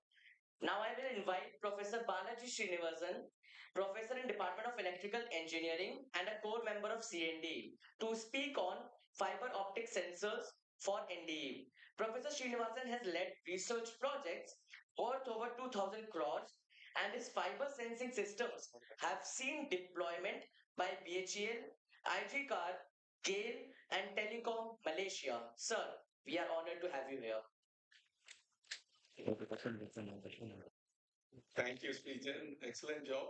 Did you say 2,000 crores? I was like, taken aback by that.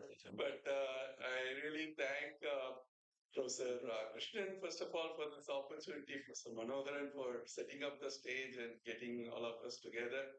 It's a wonderful event. It's a tough act to follow right after, all the great, thoughts that Professor Krishnan had provided us, making us nostalgic through the years. I feel like a very small drop in this big ocean that CND is. And my association with Professor Krishnan started around 2010, 11. We started talking about how to use fiber optics for NDE applications. And, I was a novice, of course. I'm not an expert in NDE per se. But this is one of the specialties that Krishnan brings. Every small member, and I'm sure most of you will resonate with this, every small member of the team, he makes it look like you're one of the key persons in this entire effort, so you have to do your part. And over the years, it's given me the opportunity to not just participate, but grow in the community as well. And I feel like NDE is my second home now. So there's a lot to cherish about that. And of course, a lot of great things to come about. So what I'm going to be talking about today is one small story about how in the last 16 years we have taken fiber optics sensors specifically from being a laboratory curiosity or scientific curiosity to actually taking to the market and capturing a significant portion of that market. So just to give you a broad perspective, we work with optical fiber devices. One side of it is fiber sensors, high power lasers and so on. I'm not going to talk much about that, but the other part is fiber sensors. And when we talk about fiber sensors, one of the initial things that we both actually resonated upon was this thing about non-destructive evaluation of structures. So we were looking at elastic wave of sensing of structures, specifically structures where you have some hard to find defects in some areas where you have wells or edges and so on. So we with Krishnan and Prabhu, we did a lot of work in this area and developed some technologies. But quite interestingly, the same technologies are very useful for looking at condition monitoring of power transformers, especially with acoustic sensing principles. And then we had some work that we had done with BHCL to look at the thermal profile of the boilers. And more lately, we have been working with the aerospace engineering in terms of looking at this specific condition called combustion instability in these gas turbines, how fiber optic sensors can play a critical role in detecting this condition called combustion instability. But what we are most excited about is this prospect of distributed sensing. For those of you who don't know, distributed sensing is about sensing over very long distances. So when you typically talking about NDE sensors, we're talking about doing something at one particular point. But this is something that can be deployed over fairly long distances. So the example that I'm showing is fire monitoring in tunnels, which a project that we did with Force Marshal, but similarly power monitoring of electrical power cables. That is also made possible by this technology called Raman multi-DR. And more lately, we've been looking at bridge monitoring as well. And for this, you need to be able to tell what is the strength at any particular point in that bridge. And this is something that we are working with railways on. We want to see if we can help to detect, defects in bridges. And more importantly, lately we've been working with GAIL. GAIL has 16,000 kilometers of pipelines going across the country, but they want to understand if there is a leak or an intrusion at any particular point along that pipeline. And so we have a technology using optical fibers that are buried along with the pipelines. We are able to pick up all these leaks and intrusions. I'll talk about that a little more. But those of you who are wondering what this technology is about, it's simple. You use an optical fiber, you connect a light source to that, you send the light into the fiber, and light actually gets scattered all along the length of the fiber. And you can actually pick up any perturbations along the length of the fiber by just looking at the scattered light. And we do that as a function of time. So we send a pulse of light and we're looking at the backscattered light as a function of time. And even as it goes down the fiber, any physical parameter that's changing outside the fiber is actually showing up in the backscattered light.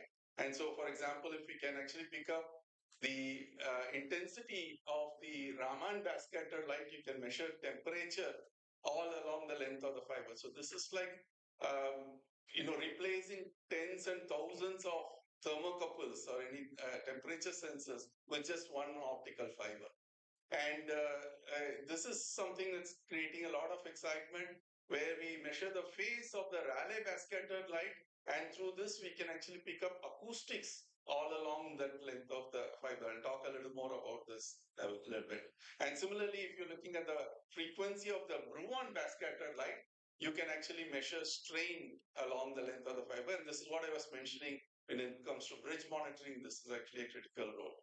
One thing that we have been able to establish is this fiber optic network that goes across campus. So this is at the bottom is where we have our laboratory in electrical engineering, and at the top this is where CNDE is.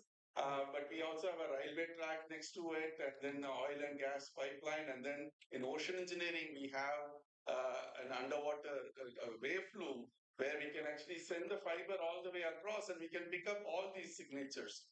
So we can actually tell, on any particular day, what is that kind of traffic that you have at this particular location, some compressor running at this location, some drilling activity, construction activity and all.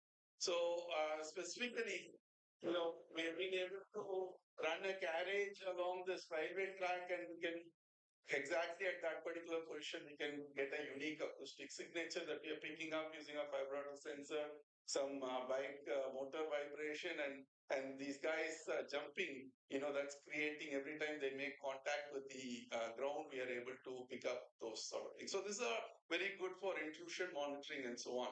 And the real test came when Gail came and asked us whether we can do this for their pipelines. And this is what we have done. Some of our team members are here. Anand, Vidya, Abdul, Arshad, they all work very hard to achieve this. But we have this brilliant test bed in the Discovery Campus, 100-meter long pipeline, two-thirds of that buried under the ground, and along with optical fibers. So we have all these optical fibers, spools, and then there's some fiber that's buried in the ground along with this as well. And with this, we just connected our instrument to this, and we've been able to pick up all these signatures corresponding to leaks. Not only just pick up the leaks anywhere over 50 kilometers, but also tell what type of leak it is, which part of the pipe it's leaking, like it's 3 o'clock, 12 o'clock, 6 o'clock position, and so on. And we can also pick up intrusions. Gail wants to know if anybody starts digging anywhere close to the pipeline, we need to be able to pick that up immediately after they put the drill bit on the ground or start excavating. So jackhammer, JCB, they all have their own unique signatures. We've been able to generate a humongous amount of data, tens of terabytes of data, and we've been able to train a machine to recognize all of this. So it's no more manual. It's automatically actually picked up by the machine, and all these events have been sorted out now with a very high accuracy, 97% accuracy. So overall, being in IIT Madras environment, we have worked with a lot of industries, developed solutions for them, but we are able to take it only to the TRL 4 level. And we give a box like this. And Ramdas is sitting somewhere here. He got one of those boxes and he's been wondering, what do I do with this box now? Because the industry is expecting something at a TRL 7, 8 level. And, that is not something that we are able to provide within the IIT Madras ecosystem. But that's where Krishnan and I joined along with Sanidhya and Venkatesh, who's a former student of ours. So Sanidhya is a MS entrepreneurship student. So we all came together and we started this company called Folium Sensing, which you probably got to see in the exhibition area as well. So we converted all those boxes to proper products now. So Ramdas, now I can sell you box which we can support also after selling, after our sales, right? So this is our story. How we took these technologies from the lab to the actual market, and to overall look at this, distributed sensing, especially, and fiber optic sensors overall is here to stay. There's going to be tremendous potential, tremendous opportunities to work together. But what actually matters is ingenious engineering. So at the end of the day, we need to work with people who are experts in that particular domain. All our brilliant advisors of NCNDE are giving us a lot of inputs about where these technologies could be taken into. So with their guidance, we are hoping that we can go to the market and really make an impact. So with that, I thank once again the organizers for giving me this opportunity. And any questions on this, we can chat after the session. Thank you.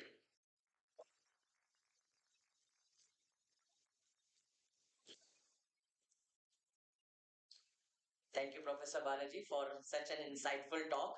Now, I invite Professor Abhishek Saini, who is Assistant Professor in the Department of Mechanical Engineering at IIT Madras and now closely related with CNDE, to present his work on advanced phase array ultrasonic techniques, metamaterials, and AI-driven inspection systems.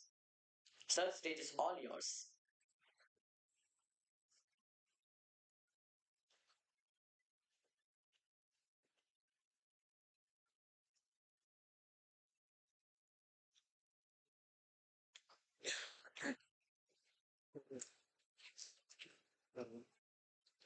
Thanks, Phil, for the introduction. And I'm not sure from where you picked up the title of the presentation, because earlier it was told to me to give the title as metamaterial structures for high resolution ultrasound imaging, which has been done over from past 10 years. So I have since stolen some slides from Professor Prabhu because that's the work which he has done over the years. And today I will give you a summary of what has been done over the decades. So we can also see like it's the 25th year of anniversary for CND and 10 years anniversary for the metamaterials work, which has been kind of decade for us.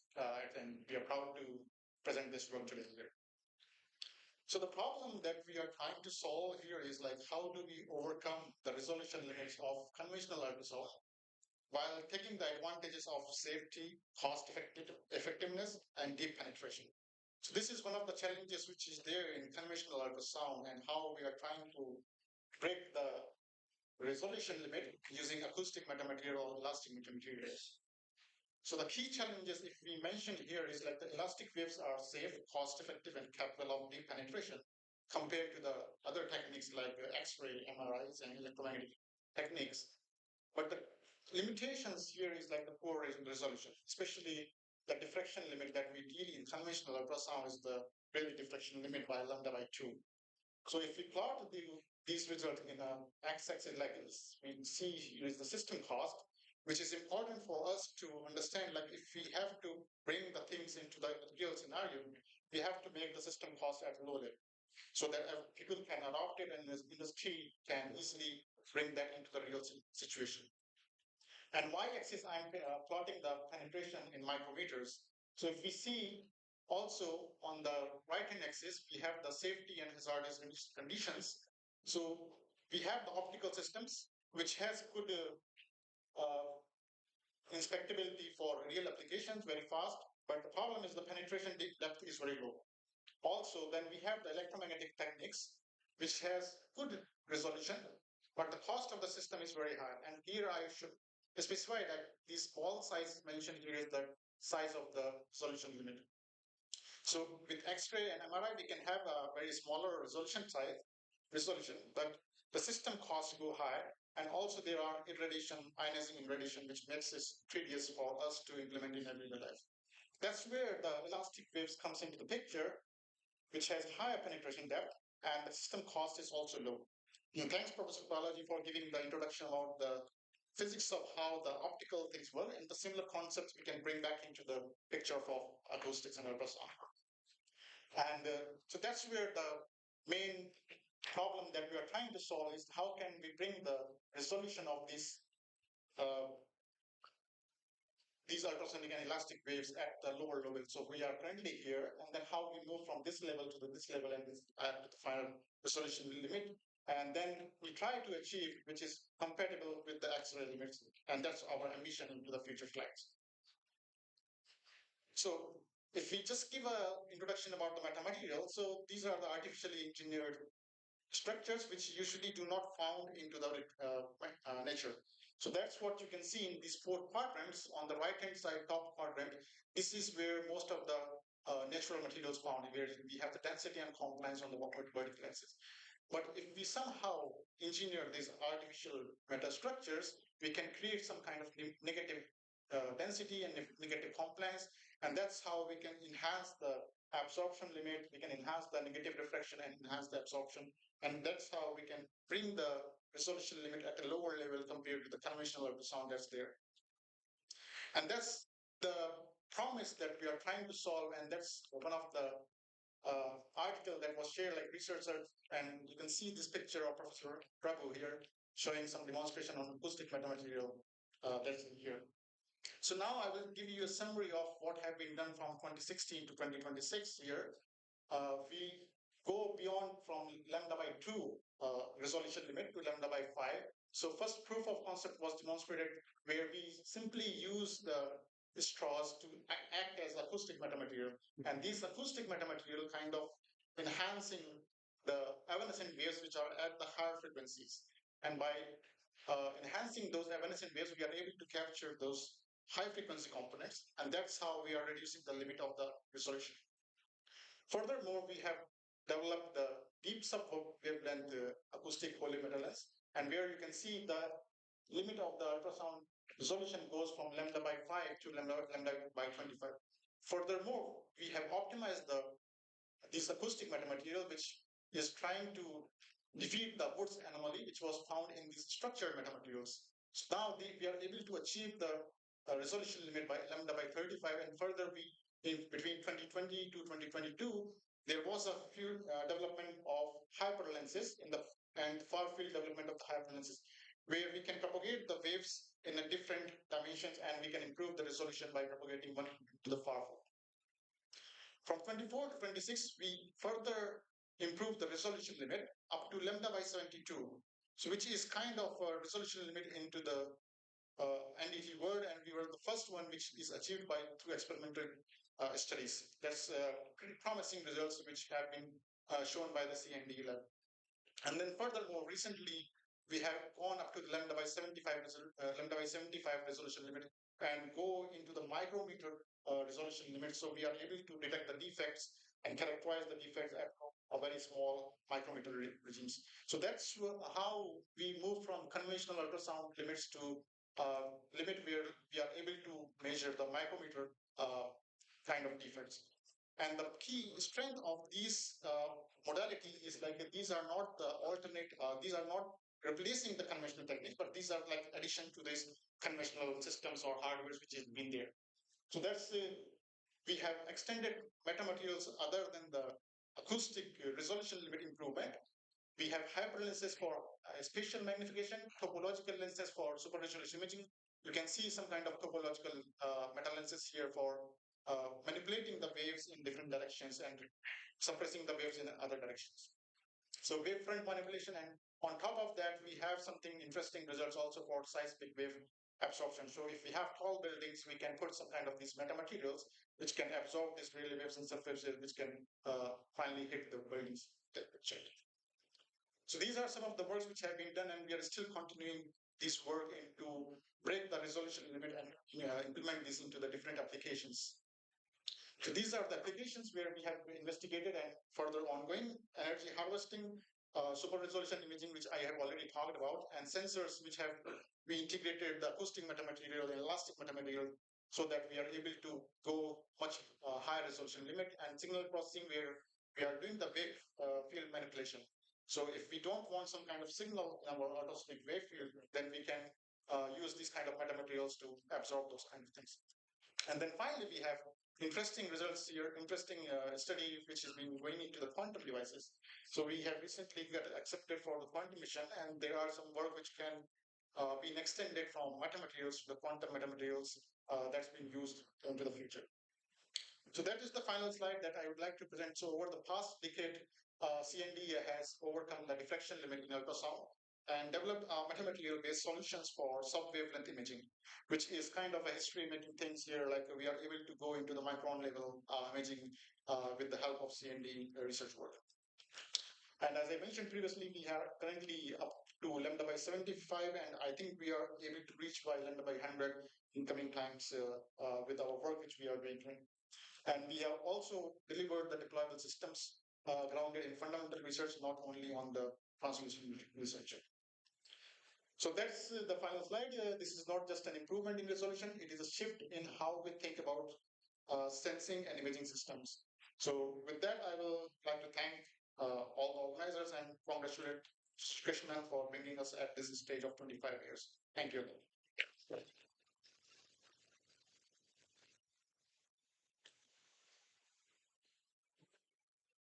Thank you so much, Professor Abhishek.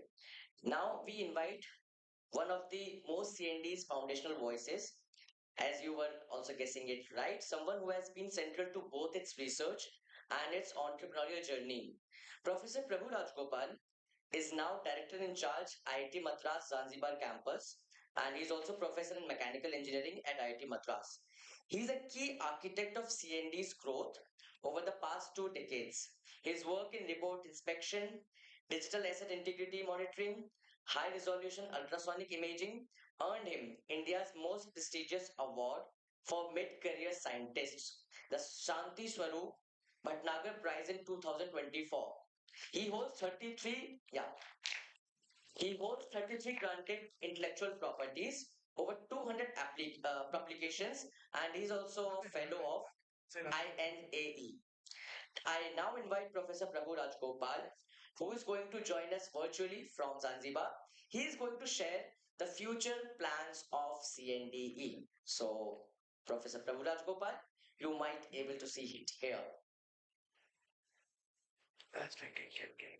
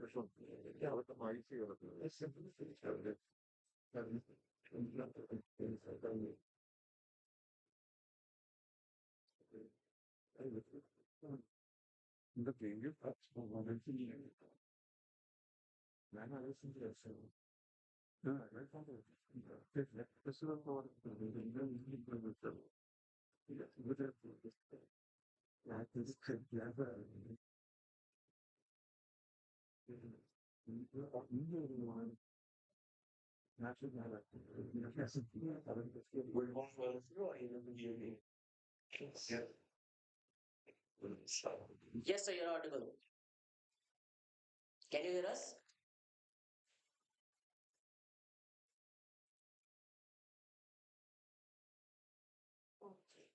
Can you hear us, sir?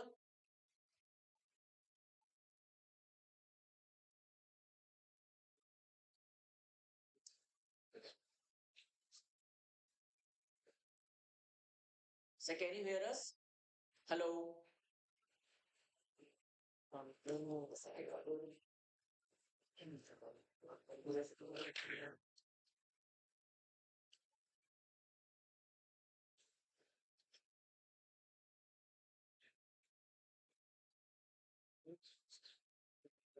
Sir, can you hear us?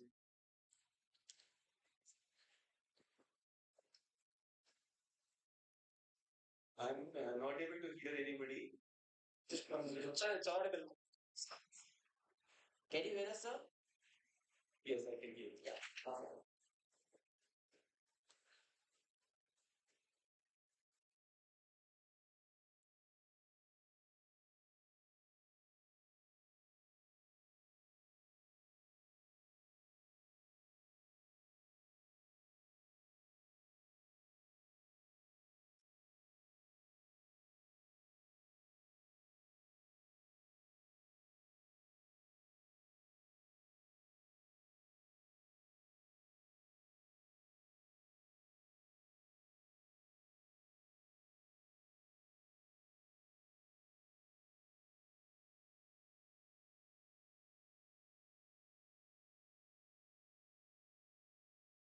Sir, are you ready?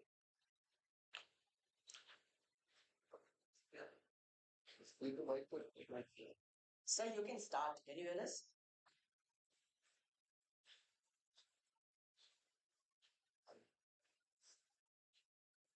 Sudha, can you inform? I'm not able to hear anything from your side.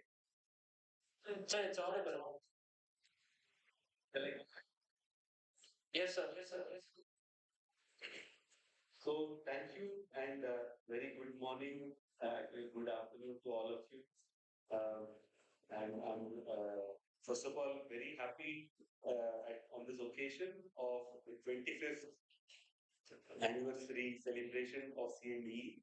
It seems like just yesterday when we were all students at IIT Madras and Professor Krishnan is talking to us in the lab, asking us to join him to do some very exciting projects, and now we are already 25 years into the future. I'm personally a little bit disappointed that I couldn't be there in person. In fact, I'm going to travel to India later this week, but the plan was not there originally. So I miss seeing you all in person.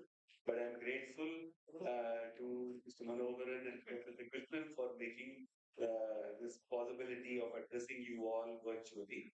So the topic given to me is quite ambitious in terms of covering the future of CNDE, and I think it's a tough topic. And I can say, I must confess, I've been able to put together only a little bit about the coming future, but I thought that a lot, future is there in the past, and so I'm going to cover a little bit of the current development and then lead you on to where all of that is leading towards. So, in terms of our vision, so we are definitely guided by the directions given by great personalities that indeed for no salvation to no individual is possible until the whole collective is liberated from their everyday struggles. So we see that there is a lot of disparities and challenges in the society that we are in. And this is true for all the global south, not just in India.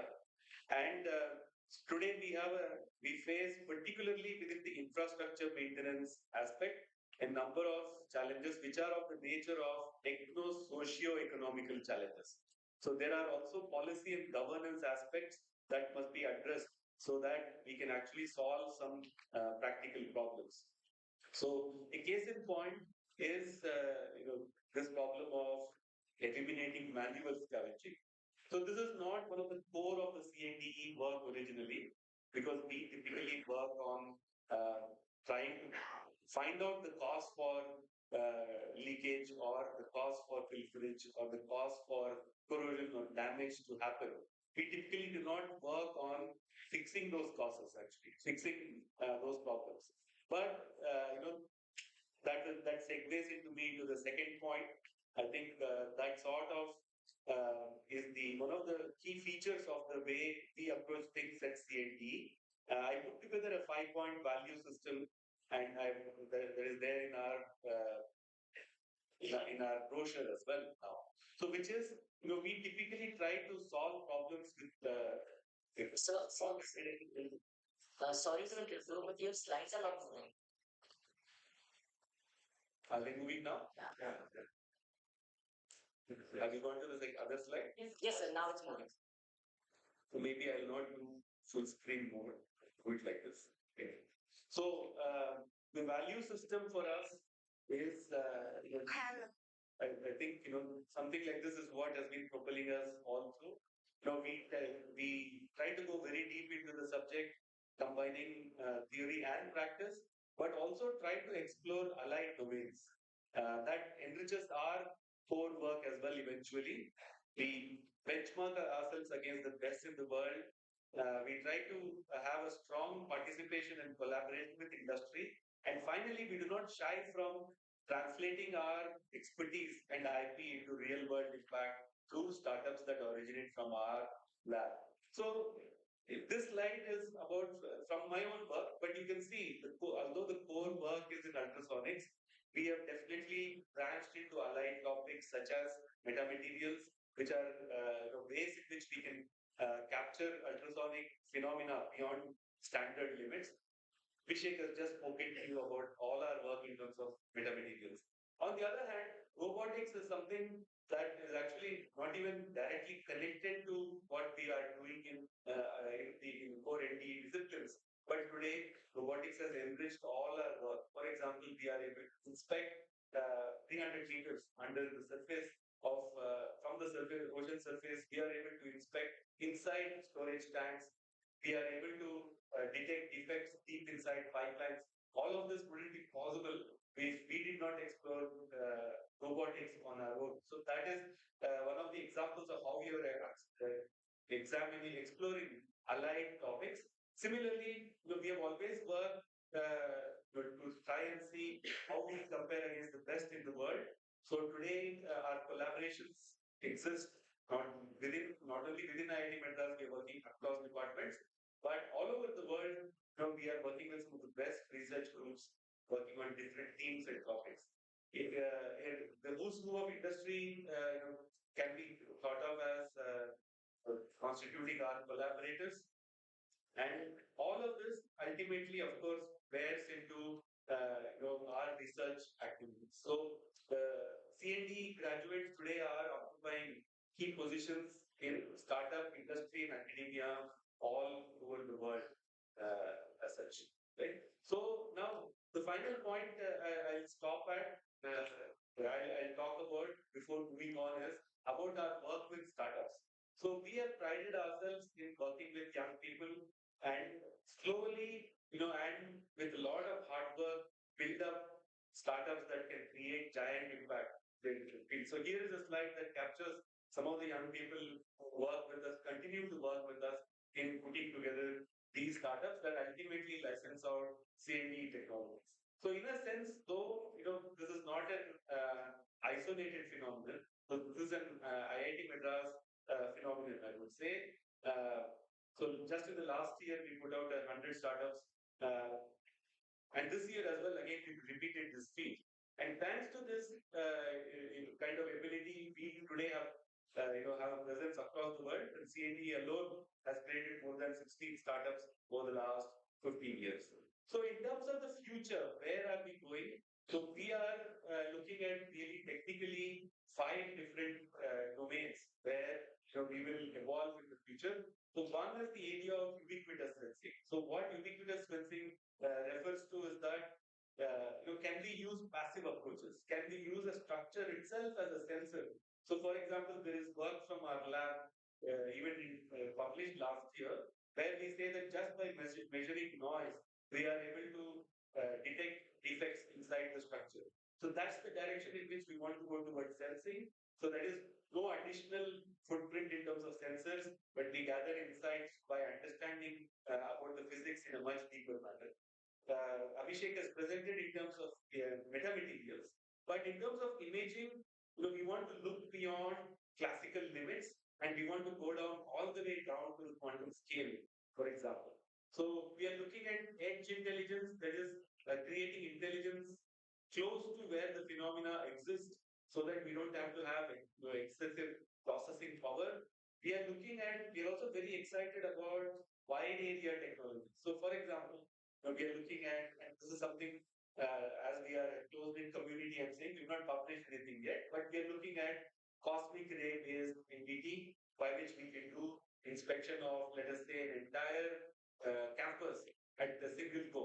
Now, that's the kind of large area inspection that we are looking at. So, technologically, technically, in terms of the future, I am personally excited about these trends, which is in metamaterials, passive sensing. There is can the structure itself be considered as a sensor, and indeed looking at quantum approaches in acoustics and also in analytics. So recently, our lab has been featured as one of the centers to obtain funding from the National Quantum Mission.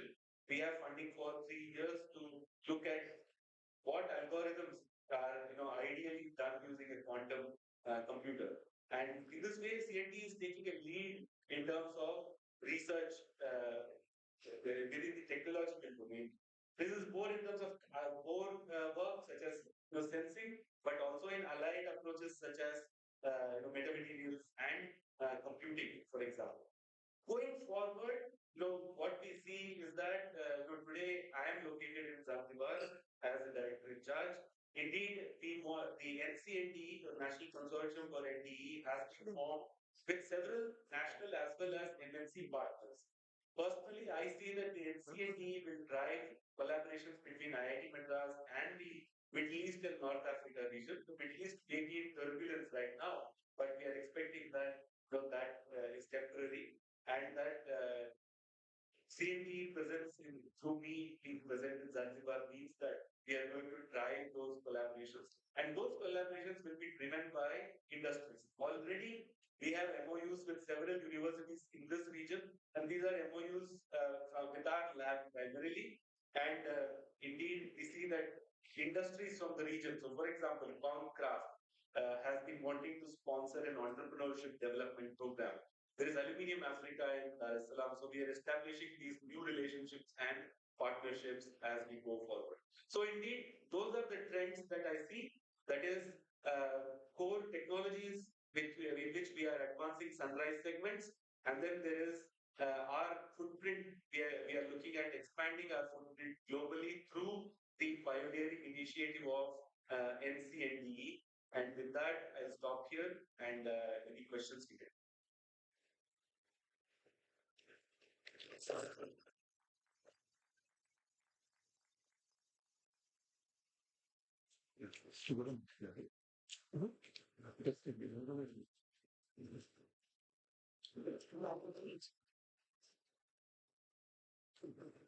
Okay, am I audible to you, sir? Anyway, it might be challenging to have questions in the audio visual format, but I wish you all a great event and hopefully I'll see you, some of you at least later in the week when I'm back in India. Thank you. Thank you so much, Professor President.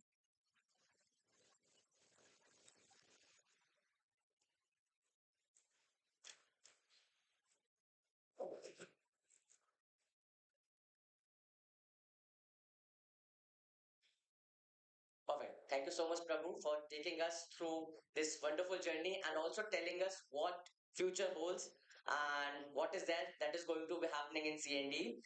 So now let us move little bit quickly because I know all of us are hungry. So we'll be moving to CND's spin outs, like the startups, and every talk is going to be 6 to 7 minutes each. So first we are going to have Planis Technologies. Planis was founded in 2015 by IIT Madras alumni and CND professors, including Professor Prabhu Rajgopal and Professor Krishnan. It is today India's only OEM of compact industrial underwater robots with over 25,000 operational hours across 500 sites in 10 countries, serving clients such as Reliance, Shell, NTPC, Indian Railways, and Port of Rotterdam. So I would invite Mr. Krishna, Deputy GM for Business Development. Sir, the stage is all yours. May we have a big round of applause?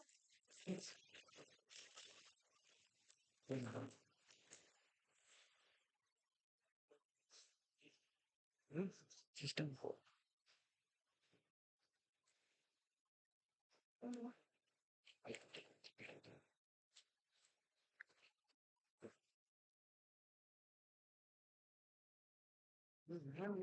Good afternoon, everyone. I'm Krishna from Planis Technologies. It's a pleasure to join everyone today at the Silver Jubilee celebration of CND. So, Planis Technologies specializes in underwater robotic inspection solutions with advanced NDT. So, currently, the underwater NDT inspection is carried out mostly by divers, and the technique is limited to basic visual inspection. And moreover, the results are presented in the form of PDF or raw videos, which is difficult for taking any actionable insights. So we Planis Technologies help in extending the life of existing assets, and we have inspected more than 450 assets so far and collected more than 20,000 hours of underwater data. So we were established in 2015 in Chennai, and currently serve countries across the Europe, Middle East, and Southeast Asia. And our solution is broadly classified into three parts. So the first is the underwater data capturing platform, or the robot, and next is the NDT sensors, advanced NDT techniques are there. And we also have developed digital analytics dashboards for presenting the findings underwater. So these ROVs that we have developed are light, water, and electric, and it can reach up to 150 meters depth. And it also has high definition cameras and laser aided quantification mechanism to measure the defect sizes. So the next part is the NDT sensors. So for steel testing, we have two types of payloads. One is the ultrasonic testing, and next is the advanced pulse eddy current technique. So we are also the currently the only company in the world for inspecting underwater concrete structures. So the next part is the analytics dashboard. You can see when we detect a particular defect, we classify it as per different categories and present it in the form of geotagged hotspot on the CAD drawings of the structures. And we clip the videos into like a 10 seconds videos of the findings of the defects underwater, and it helps to reduce the inspection time by a drastic like 99% for the decision makers. So this can be applied across various industries or sectors. So we work across ports and terminals, across storage tanks in processing industries, and concrete structures like the intake basins, sumps, or reservoirs, and seawater intake and outfall pipelines in most of the cases, like the power plants, desalination plants. And like we mentioned, that we have developed these ROVs which are highly customizable according to the site conditions. And we have a very good experience of more than 20,000 hours of underwater data collection. And this makes us stand apart, and we are growing massively nowadays. And thanks for the support provided by everyone. So thank you.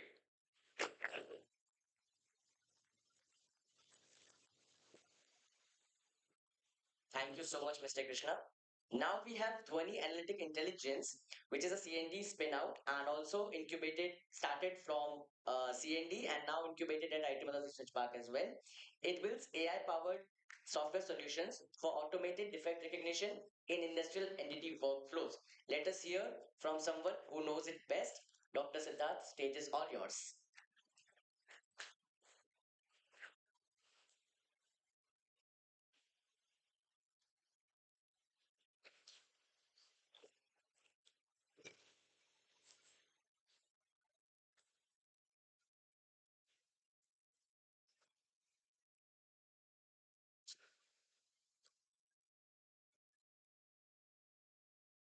Thank you, Srijan, and thank you to CND for giving me the opportunity to present uh, about AI in NDE.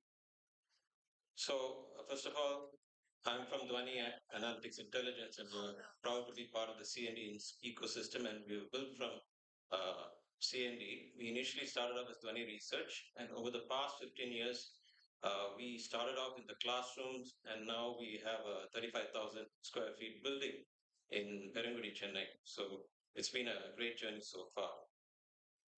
Now, how we actually started off was we built systems in Dhwani Research, and then we started getting into AI, where we developed AI systems for the systems being developed by Dhwani Research, and we created enhancement apps which moved towards NDE 4.0 in multiple domains.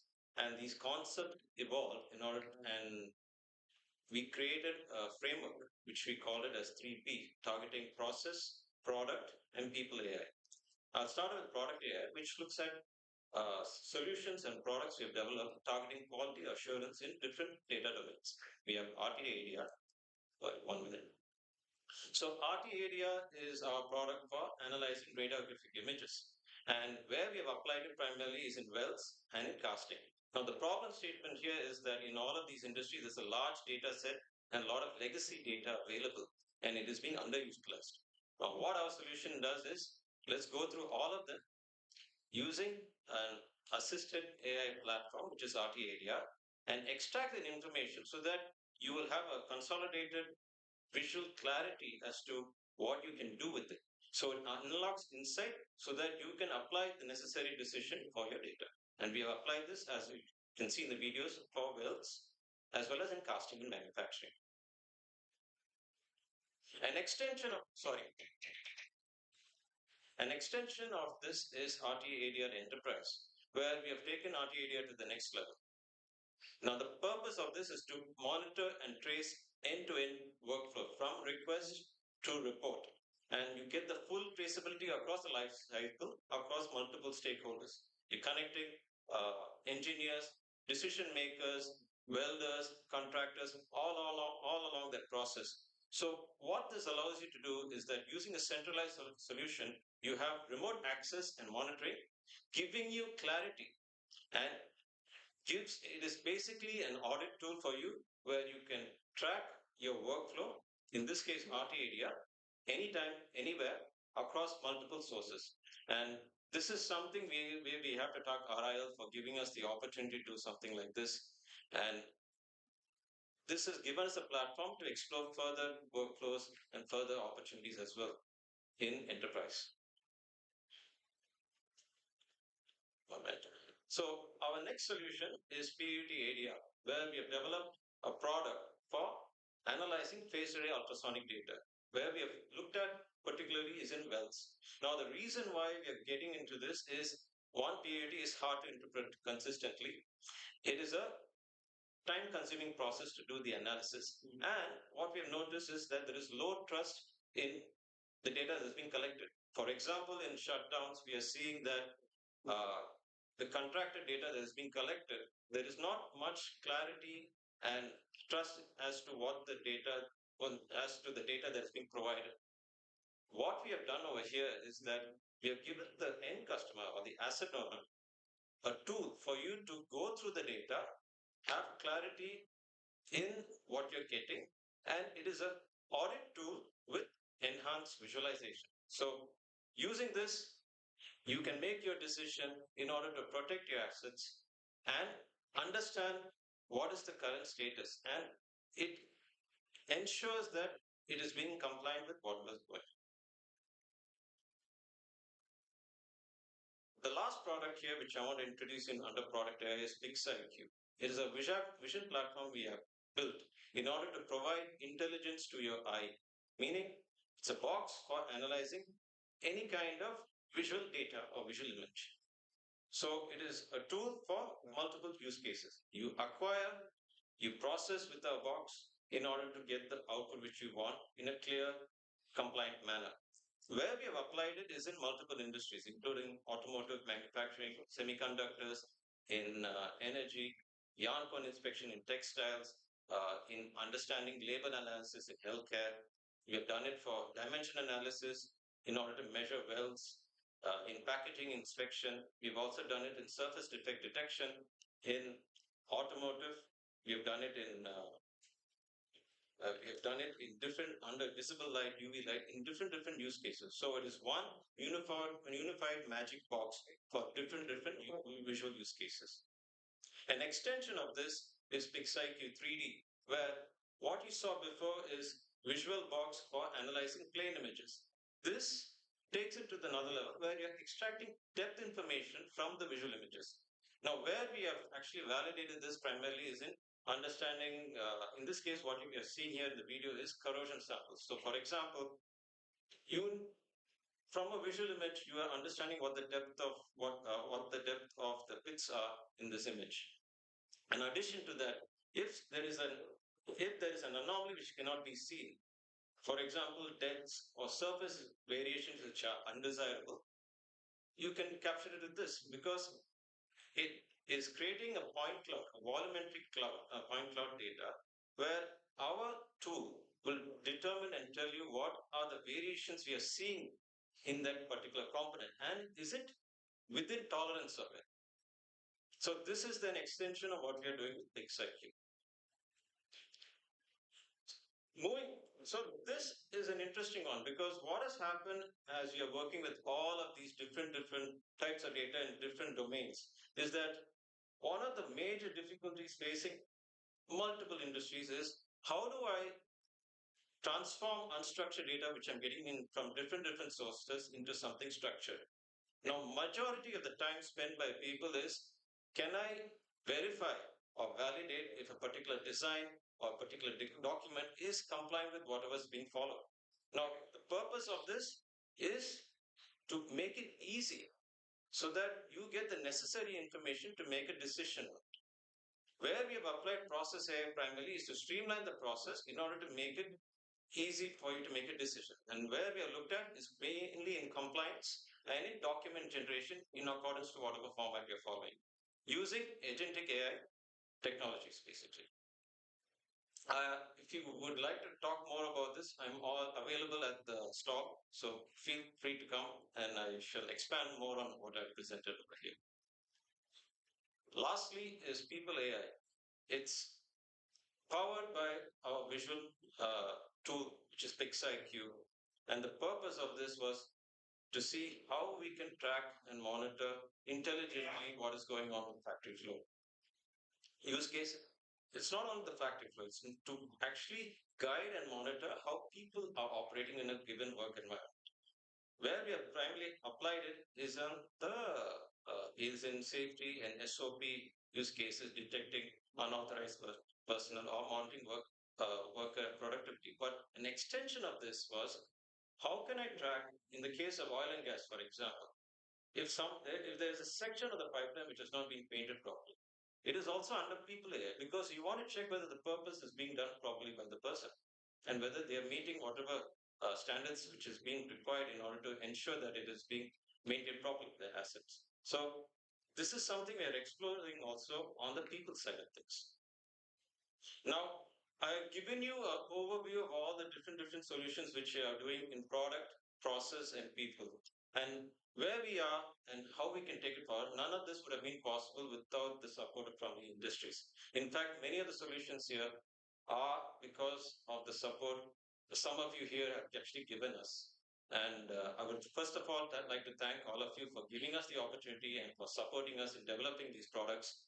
And let's take all these solutions. I mean, let's take these ideas and these solutions to the next level. And in order to do that, we need your support. And I'm looking forward to further contribution from the community. Thank you.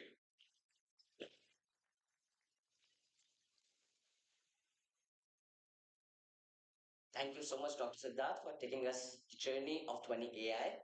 Now we have Cyma Analytics, which is another CND spin-out, providing patented ultrasonic waveguide sensor technologies and industrial IoT systems for high temperature process measurement. Let us hear again from someone who knows it the best. I will invite Dr. Nishant Raja to present now.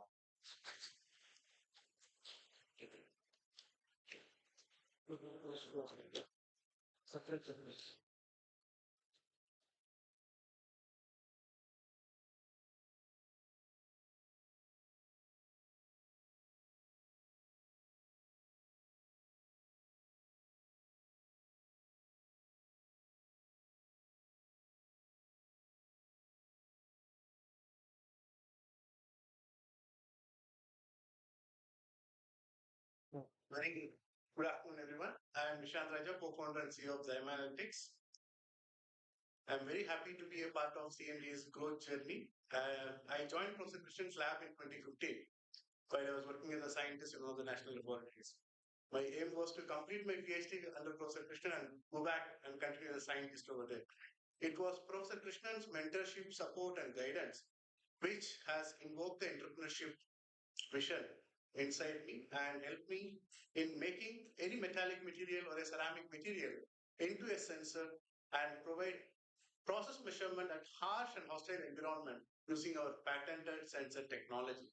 Today, Zyma is a 6-year-old company and we are a thermal intelligence and innovation sensor company developing specific sensors for the industrial applications based on their requirements for hostile, hazardous, and harsh environments. I'll start with the product video where for the world's first time an industry is able to measure real-time measurement in some of the critical assets which can't be welded or braced or attached to the conventional sensors. I'm just playing the video. Welcome to Simon Analytics, where innovation meets industry needs. Today, we introduce the UT Maps, a state-of-the-art sensor designed for precise temperature monitoring in reformer tubes. Our sensor is engineered for seamless integration into industrial furnaces, ensuring accurate and reliable temperature readings. Installing the UT Maps is straightforward, and our team ensures smooth integration with your existing furnace setup. Our technicians meticulously calibrate the sensor to meet your specific requirements, ensuring optimal performance right from the start.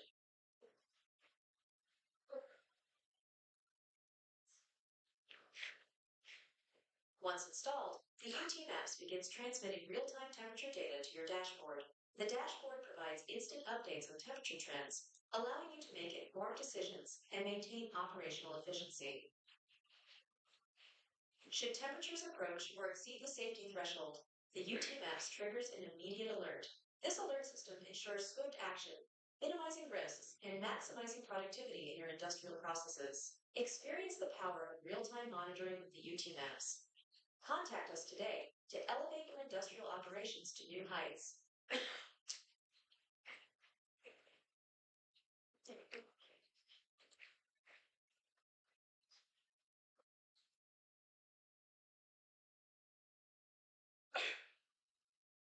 So when we started Zyma, the mission for Zyma was to democratize the way of measurements currently done in the industries as it is right now. People in the industries use conventional measurement tools like thermocouple, pyrometers for the continuous measurement point. But most of the sensors are of single point measurement and single parameter measurement, with challenges which the industry is facing over the past few decades, starting from Emerson, ABB, or Honeywell. Junction failure is very common in the thermocouples and RTDs. And how we are going to measure or build continuous measurement in a 5-year asset which is running in the hostile and hazardous environment. People come up with thermal camera and pyrometer. It needs an emissivity compensation always. And it will give a line of sight measurement wherever you want to do the measurements. Where we are introducing world's first ultrasonic based waveguide sensor where we can convert any metallic material or a ceramic material into a sensor and provide real-time measurements up to 1450 degrees Celsius using our patented sensor technology. To make it very simple, instead of puncturing your asset at multiple locations and putting in multiple conventional sensors, we can retrofit the sensors into the existing module, providing real-time measurement using a single electronic system with a promised life of 50,000 hours, which is not given by any of the conventional sensors currently available in industries. The other beauty of our sensor is we don't have a junction for failure. This can be of multiple geometry configurations like helical, spiral, and meandering. And these are the few applications where you can see we have optimized the sensor according to the industry's requirement, providing real-time measurements in some of the molten metal environments and very high hazardous environment with very heavy engineering or the electrical interferences affecting that measurement. Today, this sensor is already installed in largest aluminum smelter in the world, largest refinery in the world, and also expanding ourselves to the petrochemical industries, metal manufacturers, semiconductor, and other industries. One of the interesting factor which professor has motivated us to do is why can't we make everything in-house, starting from the ultrasonic electronic system, transducer, everything. I am happy and proud to say today 90% of the products what Zyma is using is completely made in in-house, made in India. only 1 to 10 percentage we are unable to believe, and we feel that in the next couple of years that also will be achieved, and we can proudly say 100% made in India on the ultrasonic and NDE part of it, which is showing the capability of a startup from India to not less than any startup from the global environment, making it a product reliable to the international standards and to the requirements. Today, we have close to 50 plus installations across the globe, starting from petrochemical industries in the Middle East, metal manufacturers, glass manufacturers in the European nations, and also some of the nuclear industries in the US too. We have three hardware products. First one is primarily for the temperature measurement. Second one is primarily for the corrosion and erosion monitoring at high temperature applications. The third one is ports, which is primarily for the oil quality monitoring, which is designed and currently undergoing test in some of the defense applications. We'll release the details soon in the next couple of slides. Today, I'm going to share more details on some of the success stories, which is running for the past 5 years plus in multiple assets, the petrochemical industry, starting from reformer tube, naphtha crackers, CDU, VDU, and we are getting real-time data provided during the operation, helping them in increasing their yield, optimizing their energy efficiency by heating parameters, and also more importantly, some of the hotspots which is not identified by the conventional tools, we are able to provide it in the real time during the heating process itself. And the same is also now expanded to the boiler tubes in the power plant industries and gas pits in the gas industries, which will be tested in the Middle East at NOC facilities soon. And what you see over here is the molten metal measurement done in real time in one of the largest aluminum smelter in the Middle East, where the challenge given to Zyma was our existing sensor is working for 1 hour. Can your sensor withstand for a couple of hours? It withstanded for close to 14 days of continuous operation. So which makes a benchmarking, and it is going to be one of the OEM product integrated into the existing system. Today, we are into multiple sectors of industries like metal, petrochemical, paints and polymers, oil quality monitoring, refractory industries, semiconductor. And one of the interesting factors which we are evolving ourselves is we keep ourselves as an innovation company, including not only on the measurement part of it. Today, we are a thermal intelligence company providing real-time insights to the industry, having the process optimization using the real-time data, provided our own patented technology. Any of the digital twin which is currently operating is based on the sensor inputs, which is fast measurements and also based on the manual interventions, where we are eliminating the sparse and manual interventions and providing real-time optimization based on the sensor input, because it is not only a temperature input. We are capturing the ultrasonic signatures from our waveguides, and that is conferred into the temperature is only one parameter. The other signals are also utilized for measuring other signatures, which is coming from the product optimization itself. Today, we have close to 25 plus intellectual properties, and the founding team of Zyma comprises of faculties and alum from IITM. And we are already working with Fortune 500 companies in making this product into the global recognizable product and a global ready product according to the industrial requirements. Thank you. Before ending the closing note, Professor, in the next 25 years, we will be reaching the golden jubilee year too. I believe that Zyma will be also much more higher in the next couple of decades when India celebrates its 100th year of independence. I think we need to make CND one of the global capital of NDE from India. Thank you.